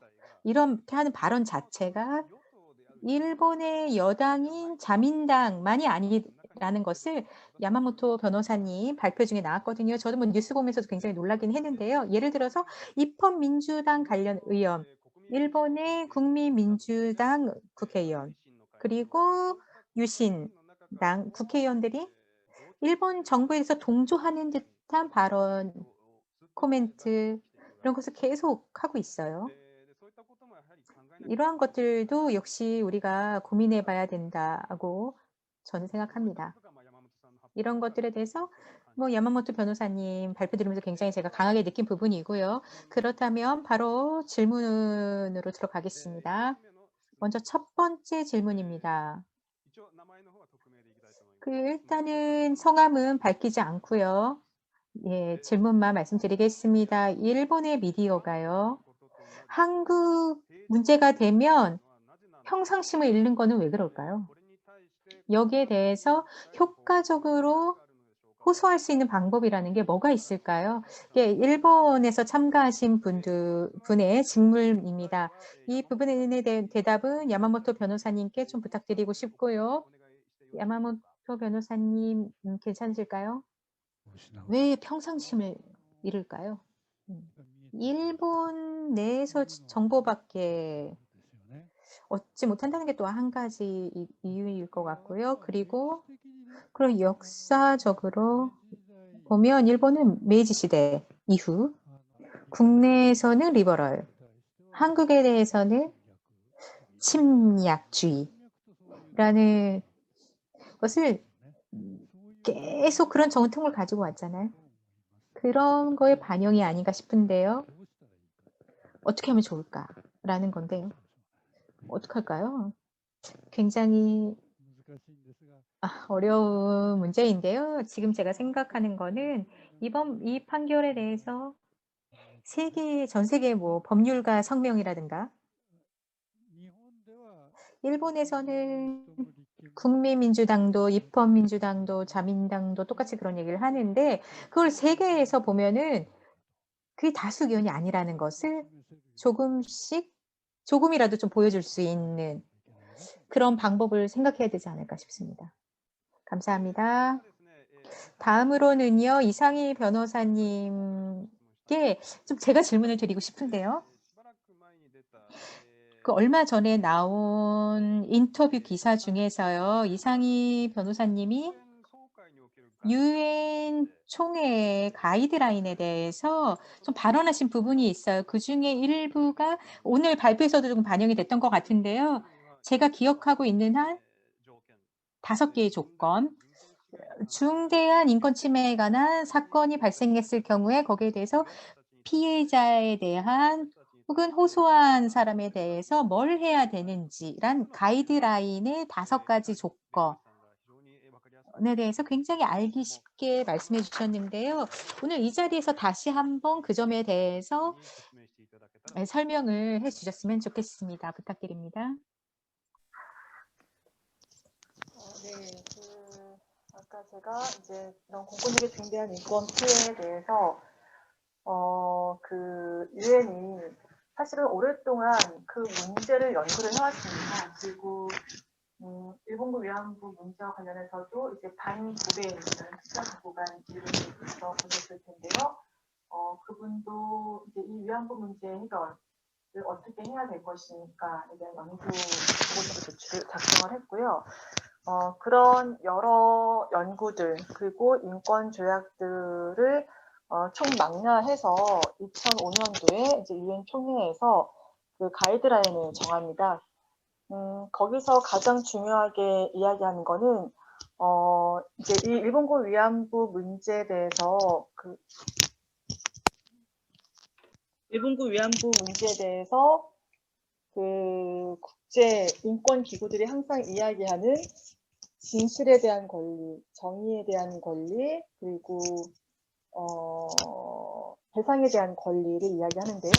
이런 권리들도 그 가이드라인으로부터 나옵니다. 그래서 제가 아까 말씀드렸던, 그러니까 여기에서는 그러니까 사법에 대한 접근, 재판 청구권인 거죠. 이거를 중요하게 얘기를 하고 있고요. 그리고 이제 배상이란 무엇이냐라는 별도의 조항을 둬서 거기서 배상이라고 하는 거는 단순히 금전 배상뿐만 아니라 사실의 인정, 그리고 공적인 사죄, 그리고 재발 방지 이런 것들을 쭉 규정을 하고 있습니다. 그래서 이 가이드라인은 일본군 위안부 문제뿐만 아니라 한국에서도 그러니까 저희 민변에서 여러 과거 한국 그 정부가 저질렀던 공권력 중단 인권 침해에 대해서 재판도 하고 그리고 이제 법률도 제정하고 개정 작업을 하고 있는데 그거를 할 때마다 중요한 원칙으로 저희도 주장을 하고 있습니다. 네, 여기까지입니다. はい、ありがとうございます。では次の質問の方に行きたいと思います。 다음 질문으로 가겠는데요. 일본에서 질문해 주셨는데요. 이것도 야마모토 변호사님께 질문인데요. 15분의 위안부 분들은 자국의 법원이 아니라 왜 미국 법원에서 제소했을까요? 제가 좀 공부가 충분하지 못해서 죄송한데요. 알려주시면 감사합니다. 왜 한국 법원이 아니라 왜 미국 법원에서 했느냐? 제소할 필요성이 당시에 왜 있었는지 이 부분에 대해서 야마모토 변호사님께 부탁드리고 싶은데 이거는 야마모토 변호사님 말고도 이상희 변호사님께도 좀 말씀을 듣고 싶습니다. 먼저 야마모토 변호사님 부탁드립니다. 조금 전에 말씀드렸던 소송은요. 원고가 한국분뿐만 아니라 필리핀, 중국분, 대만분의 피해자가 제소했죠. 미국에서 제소한 이유는 가장 큰 거는 클래스 액션이라는 제도가 있었다라는 부분이에요. 집단 대표 소송 제도이죠. 이 15분이 전 세계의 일본군 위안부 피해자를 대표해서 소송을 제소해서 그 판결의 효과를 전 세계에 영향을 미친다. 뭐 한 번에 해결한다라는 그런 제도인데요. 이거는 한국하고 일본에도 없기 때문에 미국 법원이라는 무대를 선택하지 않았을까 싶습니다. 당시에 미국에서 소송하면 이기지 않을까라는 물론 강제동원 피해자들이 미국에서 소송을 많이 했던 그런 시대이기도 했기 때문에 그런 시대적 배경도 있었습니다. 감사합니다. 그럼 이상희 변호사님 혹시 의견 있으시면 말씀 부탁드립니다. 예, 그 야마모토 변호사님 의견에다가 좀 더 추가적으로 말씀드리면은 아마 제가 알기로는 그 독일 나치 시대에 있었던 강제동원 건과 관련해서 그 미국에서 그 피해자들이 독일 기업 상대로 소송을 제기를 했고 그 소송에서 이제 협의를 통해서 좀 결과가 좋게 나온 걸로 알고 있습니다. 그래서 그런 그런 재판 진행이 이제 이런 일제강점기의 문제에서도 좀 도움이 되지 않을까라는 생각으로 제기를 한 것으로 그렇게 알고 있습니다. 그리고 아까 제가 이제 그 피해자 호지에 관련된 유엔 총회를 말씀드렸는데요. 그래서 중요한 거는 아까도 말씀드렸던 것처럼 결코 진실규명, 그다음에 사죄, 배상 이런 것들이 결코 따로 가서는 안 된다. 같이 유기적으로 가야 된다라는 거를 말씀을 드렸는데요. 그러니까 예를 들면 사실은 한국의 경우에도 여기 이 웨비나에 참여하신 분들 많은 분들이 그 한국의 이제 5.18 광주 항쟁에 대해서 많이들 아실 거라고 생각을 하는데요. 그 광주 5.18 역시나 그 당시에 분명히 국가폭력이 있었죠. 그래서 그때 민주화를 주장했던 많은 분들이 길거리에서 그 군인들의 그 총에 그 목숨을 잃기도 했는데요. 그러니까 그 사건의 경우에도 한국 역시나 김영삼 정부 때 보상이 이루어졌습니다. 하지만 보상으로 문제가 해결되는 것은 아니죠. 그래서 문재인 정권 들어서서 그 진상 규명을 하기 위한 진상규명법이 만들어지고 위원회가 구성이 돼서 지금 진상규명을 하고 있습니다. 그러니까 이런 국가폭력에 대해서는 이 사죄, 그다음에 진상규명, 그리고 이런 배상 문제가 계속 같이 갈 수밖에 없다라고 하는 점을 좀 다시 한번 말씀드리고 싶습니다. ありがとうございます。では次の質問の方に行きたいと思います。次の質問はですね、これはちょっと前に、韓国の、連合ニュースが報道した内容なんですけども、実は国家主権を制限する、ことに関して2009年に日本自らが、法を、成立させているんだ、というような報道が、連合ニュースの方で、ちょっと前に、あったんですね。この内容を読むとまさに日本政府が 얼마 전에 보도가 있었는데요. 마리오선 잠깐만요. 예, 국가 면제에 대해서 일본이 이 국가 면제를 제한하는 법률을 만들었다라고 하는 연합뉴스의 보도가 있었는데 이번 소송에 관해서 일본이 보여주고 있는 태도하고 대단히 모순적이다라는 연합뉴스의 보도가 있었습니다. 이것에 관해서 좀 자세하게 알고 싶습니다. 그런 질문이 들어왔습니다. 일본이 국가 면제를 배제하는 법률을 제정했다. 되게 모순적인 거 아니냐에 관해서 야마모토 변호사님 부탁드립니다. 예. 그런 법에서는 뭐랄까 좀 부족한 점이 있는 것이 있는데요. 저 화면을 공유를 제가 좀 해드리겠는데요. 예, 하겠습니다. 아까 말씀드린 이 부분인데요. 주권 면제 예외에 있어서 옛날에는 절대 면제주의에서 국가의 모든 행위가 주권 면제의 대상이었다.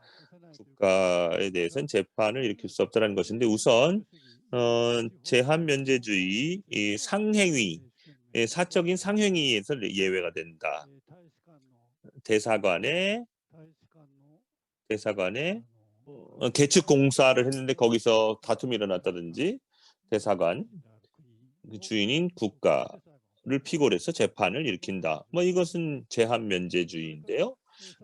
그리고 아까 말씀드렸던 불법 행위 예외에 외교관이 교통사고를 일으켰을 때 손해배상 그것도 불법 행위의 주권 면제 예외로 한다. 일본의 2009년에 제외 국민에 관한 그 법률은 이 두 가지가 적혀 있습니다. 위에 두 가지 제한 면제주의 그리고 불법 행위 예외. 인권 예외에 관해서는 써 있지 않습니다. 일본의 법률에는. 그렇기 때문에 일본이 법률로 인정하지 않는다는 것, 인정하고 있는 것이 아닌가라고 하는 건 조금 지나치게 말한 것이 아닌가. 그것은 스가 수상이 말한 것처럼 그것은 정해진 거니까라고 하는 것은 그렇지 않다라는 것도 그렇게 말하고 싶어지는데요. 한국의 보도는 조금 지나친 면이 있지 않은가라고 생각을 합니다. 인권 예외는 인정하지 않고 있기 때문이죠. 일본 법률에서. 예, 대단히 감사합니다. 이상희 변호사님께서도 이 건에 관해서 뭔가 코멘트 하실 게 있으시면 부탁드립니다. 어떻습니까? 부탁드려도 되겠습니까? 코멘트 아닌데요. 야마모토 변호사님께 좀 여쭤보고 싶은 게 있는데, 이거를 그러니까 뭐 인권 침해 쟁점으로 들어가지 않고, 이게 이제 국가 공권력을 통해서 그 개인이 사망 또는 상해를 입었다. 그랬을 경우에는 그 예외 조항을 적용할 수 있지 않는지. 예. では今、イサンヒ弁護士さんの方から、 지금 이상희 변호사님께서 야마모토 변호사님께 질문이 나왔는데요. 야마모토 변호사님 답변 부탁드립니다. 예, 불법 행위 예외 이번 판결은 불법 행위 예외로도 갈 수 있지 않냐 그런 이야기인가요?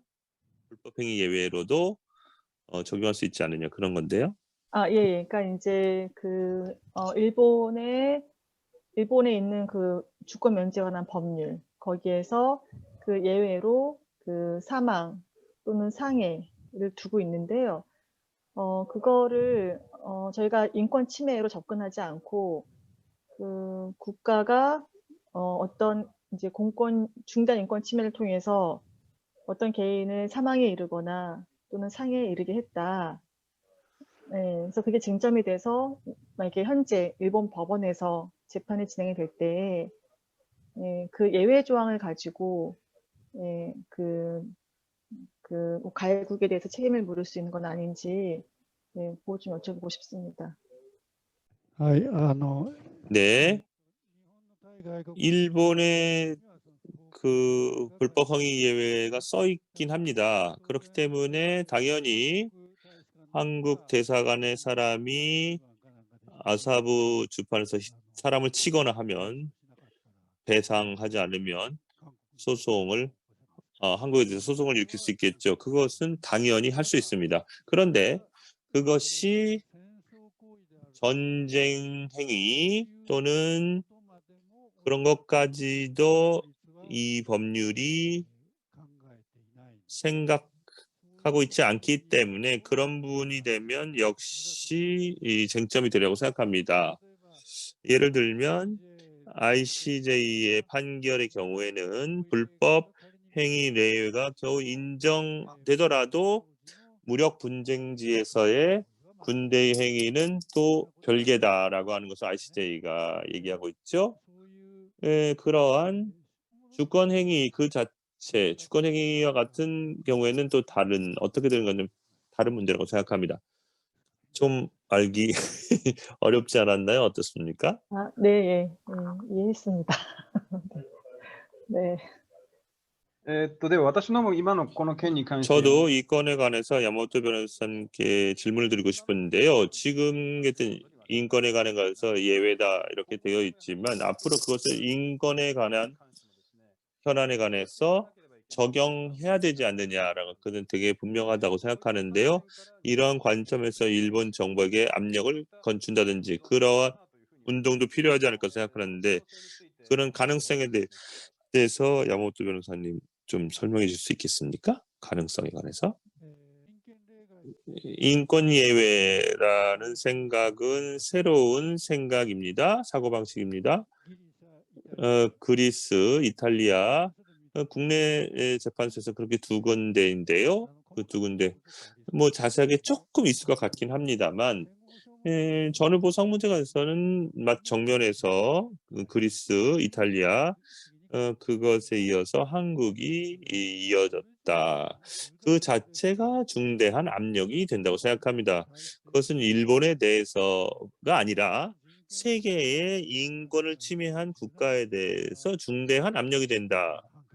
이번 판결이 나온 것 자체가 라고 생각합니다. 그렇기 때문에 그것이 그런 의미를 가는 것이다라고 하는 것을 좀 더 확산시켜 나가야 된다는 것이죠. 결코 한일 대립의 문제다. 한국의 외교적인 대립 속에서 한국이 한 장 카드를 꺼냈다라든지 그런 것이 아니다. 그런 문제가 아니다. 인권의 국제법과 국익의 국제법의 대립 가운데서 인권의 국제법이 크게 전진시켰던 것이 이번에 판결이다라고 하는 것을 확산시켜 나가야 된다고 생각합니다. 네, 고맙습니다. 대단히 감사합니다. 그러면 이 질문에 관한 질의응답은 이 정도로 하고요. 다음 지금 4시가 지났는데요. 4시 반까지 웨비나 시간을 확보하고 있습니다. 네, 두 분 괜찮으시면 마지막에 하나 정도 질문을 더 드려도 되겠습니까? 이상희 변호사님 괜찮으시겠습니까? 네. 예, 이것은 일본 측의 참가자의 질문이라고 생각이 드는데요. 이번 달 1월 18일 열린 한국에서의 대통령의 신년 기자회견에서 문재인 대통령이 2015년에 한일 합의는 공식은 합의다라는 것을 인정한다라고 말했습니다. 그리고 그 토대에서 이번에 판결을 받은 피해자 할머니들도 동의할 수 있는 해결 방법을 찾을 수 있도록 한일 간의 협의를 진행하겠다라고 말했습니다. 이것은 문 대통령이 취임 이후에 지금까지 계속 위안부 합의에 관해서 강하게 비판해온 명확하게 다른 톤의 코멘트였다고 생각하는데 이런 식의 문재인 대통령의 이 톤이 어조가 바뀐 것 이번 소송의 판결에서 어떤 배경이 있는지 그 배경에서 알고 싶은데 이상희 변호사님 질문 답변 부탁드립니다. 네, 그 판결 선고가 이루어진 날 외교부가 이제 그 2015 한일 합의가 공식 합의였다라는 거를 인정을 했고요. 그리고 이번에 문재인 대통령의 신년 기자회견에서도 같은 내용을 이야기했고, 제가 더 좀 우려해서 보는 거는 이번에 판결이 확정된 뒤에 나온 외교부의 입장입니다. 외교부가 2015 한일 합의를 다시 한번 공식 합의라고 하면서 어떤 이야기를 했냐면은 우리 정부는 일본에 대해 정부 차원에서 어떤 추가적인 청구도 하지 않을 방침이다 라고 이야기를 했습니다. 상당히 우려를 하는데요. 사실 이 문재인 정권이 탄생하게 된 여러 그 배경 중에 하나가 2015 한일 합의입니다. 그래서 그 문재인 대통령도 대선 당시 계속 이 합의에 대해서 문제를 제기했고, 이게 일본군 위안부 문제 해결이 될 수 없다라는 입장을 이야기를 했고요. 그리고 그 정권 출범하면서 이제 외교부의 TF를 두고 이제 2015 한일 합의에 대해서 검증 작업에 들어갔죠. 그런데 여기서 좀 주목할 점이 하나가 있는데, TF가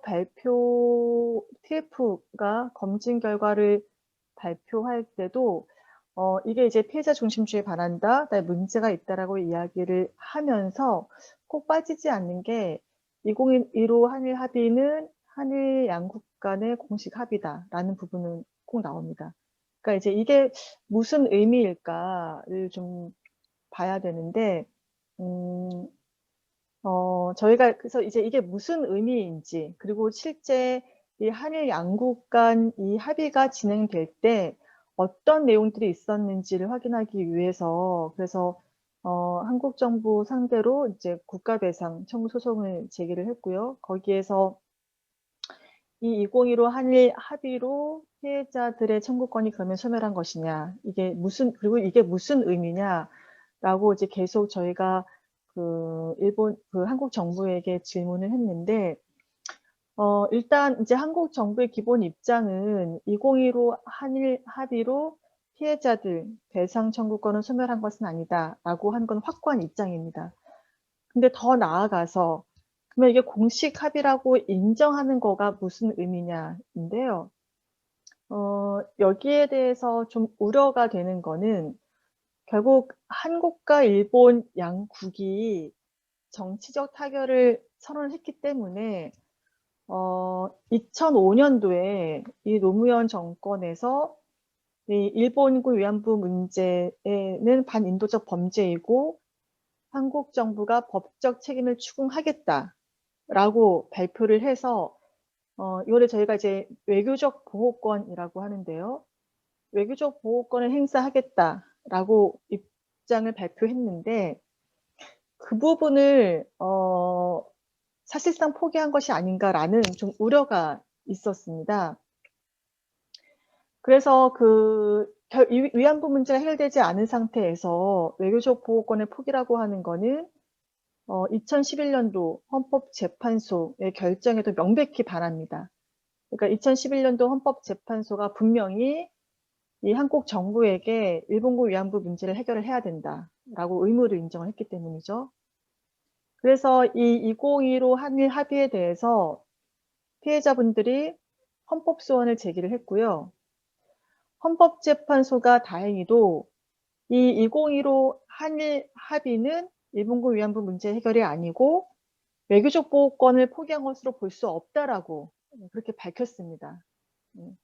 따라서 이 2015 한일 합의로 한일 양국이 위안부 문제를 타결했다라고 하더라도 헌법재판소의 결정에 따르면 계속 외교적 보호권을 행사해야 되는 거죠. 그러니까 다시 말씀드리면 한국 정부가 계속해서 일본 정부에게 법적 책임을 추궁을 해야 됩니다.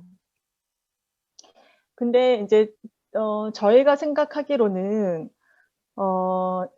지금 이제 이 문재인 정권이 한일 관계 개선을 위해서 여러 가지 노력을 하던 그 와중에 이 판결이 나왔기 때문에 그러한 점을 고려해서 그러니까 한일 관계의 개선을 위해서 2015 한일 합의를 계속해서 이야기하는 것이 아닌가라고 최대한 선회를 하고는 있는데, 근데 이렇게 할 경우에는 오히려 피해자들 의사가 왜곡이 될 수가 있고요.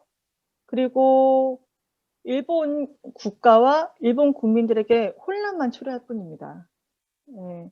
분명히 2015 한일 합의로는 위안부 문제가 해결된 것이 아니다라고 이야기를 했고, 그리고 헌법재판소는 한국 정부에게 이 문제를 해결해야 된다라고 했는데, 이 2015 합의를 계속 이야기함으로 인해서 일본 국가에게 주는 메시지는 사실 2015 합의를 받아들일 그 당시 타결로 해석될 수밖에 없거든요.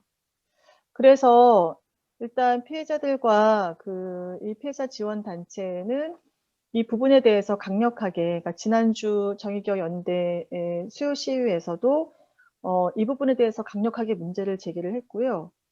지금 문재인 정권이 계속 이야기하는 그 2015 한일 합의의 확인, 이 부분이 위헌적인 발언 또는 위헌적인 행위로 해석될 수가 있기 때문에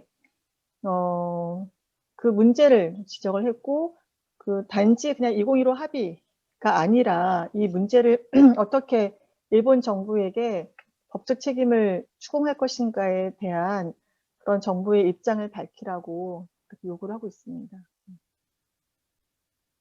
イサンヒ弁護士さん、ありがとうございます。非常に詳しい内容で良かったです。 구체적인 내용으로 말씀해 주셔서 고맙습니다. 時間がですね、 그럼 지금 저희가 조금 10분 정도 남아 있는데요. 여기서 조금 전에 문재인 정권의 좀 어조 톤의 변화에 대해서 야마모토 변호사님의 의견이 있으시면 들었으면 좋겠는데요. 그리고 더불어서 마지막으로 이상희 변호사님 그리고 야마모토 변호사님께 마지막으로 저희들한테 하시고 싶은 말씀이 있으시면 각자 5분 정도 말씀해 주시면 감사하겠습니다. 그러면 야마모토 변호사님 부탁드립니다. 문재인 대통령의 태도의 변화라는 부분은 제가 이렇게 드릴 말씀은 아닌 것 같은데요. 단지 한일 합의에 대해서 한일 합의로 피해자의 청구할 권리가 없어졌다라면 한번 설명해 주셨으면 좋겠어요. 조약도 아니죠. 한일 합의라는 게 외무대신과 외무부 장관이 약속해서 그 양쪽의 총리와 대통령이 좋아, 오케이라고 얘기한 것뿐이고 서면으로 존재하지도 않고요. 그리고 그걸로 국민의 권리가 없어진다거나 국민이 청구할 수 있는 수단이 없어진다. 그런 법률 구조라고 해야 되나? 그런 설명이 있다면 저 좀 듣고 싶어요. 일본의 총리가 중국에 가서 중국 총리하고 상케이신문 폐간하겠다라고 하면 상케이신문이 알겠습니다. 그럼 폐간할게요. 그런 정도 수준의 얘기인 거거든요. 한일 합의에 대해서는 한 이 정도로 하고요. 야마모토 변호사님, 저희한테 좀 전하고 싶은 말씀이 마지막으로 있으시면 간단하게 부탁드리겠습니다. 조금 전에 질문에서 이미 말씀을 드렸는데요. 역시 이번 판결의 의의, 국제법상의 의의, 그리고 원고들에게 있어서의 의의라는 부분을 강조해서 일본 정부는 판결이 확정했으니까 일본 정부는 이행해라 라는 요구를 세계 변호사들이 좀 호소하는 걸 좀 실현시키고 싶고요. 그리고 법률가들뿐만 아니라 다양한 분야에 있는 분들이 여러 가지 형태로 호소해 주시기를 국경을 넘어서요. 해주는 게 필요할 것 같습니다. 이상입니다. 감사합니다. 그러면 다음 이상희 변호사님 마지막으로 혹시 말씀하시고 싶은 거 혹은 저희 전원 참가자들에 대한 전하고 싶은 메시지가 있으면 부탁드리겠습니다. 네, 아까도 말씀드렸던 것처럼 이번 판결은 사실 그냥 나온 게 아니라 그 30년 이상 그 투쟁해 오시고 포기하지 않으신 그 할머니들이 계셔서 가능했었고, 그리고 할머니들 옆에서 이 운동을 지원한 그 한국, 일본 시민단체분들, 그리고 법률가들, 특히 이번 사건에서는 이제 오늘도 나오신 야마모토 변호사님과 도츠카 변호사님께서 정말 많이 도와주셨습니다. 이러한 여러 힘들이 같이 했기 때문에 판결이 가능했다고 보고요.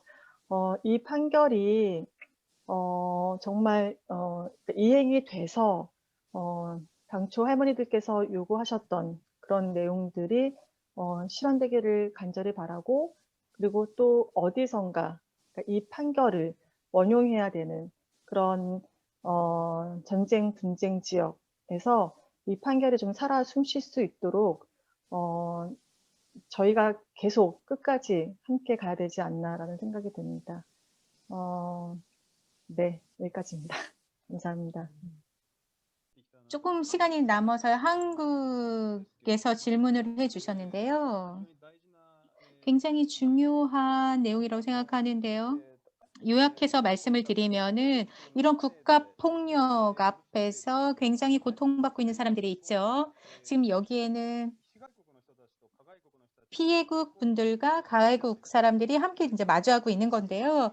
이런 굉장히 시민 차원에서의 연대가 정말 중요하다고 생각하는데 국가 간의 대립이 있더라도 시민 차원에서 서로 연대를 강화해 갈 것인가라는 게 굉장히 중요하다고 보는데요. 앞으로 저희가 가능한 연대, 그런 것 중에서 어떤 가능성이 있을까? 예를 들어서 이렇게 웨비나로 서로 의견 교환을 한다거나 공유한다거나 아니면 공감하는 수 있는 이런 자리를 만드는 것도 굉장히 중요할 텐데 이런 자리 말고도 저희들 시민 한 명 한 명이 한일 양국의 시민들이 공동으로 할 수 있는 뭔가가 있다면 뭐 알고 싶어요라고 하는 게 이제 한국 참가자분의 질문인데요. 이 부분에 대해서 야마모토 변호사님 그리고 순서대로 좀 말씀을 듣고 싶습니다. 그다음에 이상희 변호사님 좀 간단하게 부탁드립니다.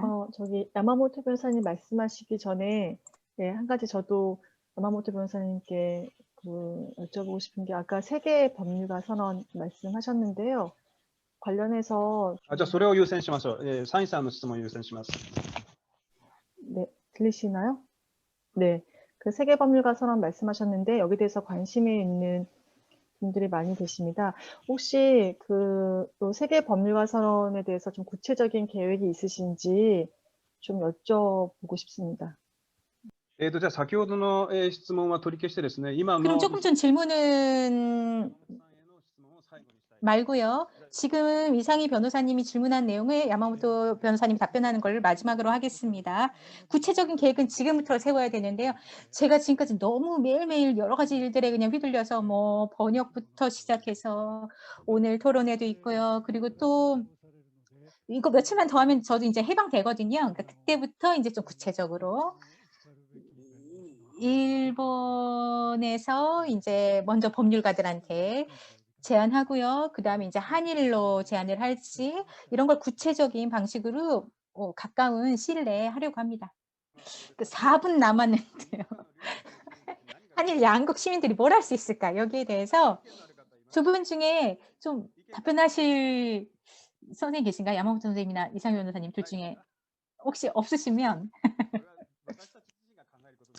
사실 우리가 생각해야 되는 거죠. 이게 두 분한테 질문 던지는 게 아니라 우리 각자가 고민해야 될 얘기인 거죠. 이 질문에 대해서는 두 분이 따로 하진 않았지만 굉장히 중요한 질문인 건 맞죠. 국가 간 대립이 있기 때문에 대립이 있어도 여기서 흔들리지 않은, 무너지지 않는 시민들 간의 연대가 굉장히 중요하죠. 우리가 이것을 더욱더 강력하게 만들어가면 일본 국내 분위기도 바꾸고 한국 국내 분위기도 바꿔갈 수 있다고 생각합니다. 그런 의미에서 앞으로 이런 웨비나 등을 통해서 지금 코로나로 인해서 오히려 웨비나가 굉장히 유용한 수단이 되고 있거든요. 이렇게 빈번하게 이런 자리를 마련하면서 서로의 거리를 좁히면서 공감해 가면서 갈 수 있는 새로운 형태를 만들어가고 싶습니다. 이혁선 할머니도 이제 얼굴 이렇게 저희 화면에 나오고 있죠. 할머니 고맙습니다. 그럼 오늘 1월 8일 판결은 반일인가? 라는 웨비나 토론회는 이것으로 마치도록 하겠습니다. 긴 시간 동안 함께 해주셔서 고맙습니다. 또 만나 뵐 수 있기를 기대합니다. 감사합니다. 마치겠습니다.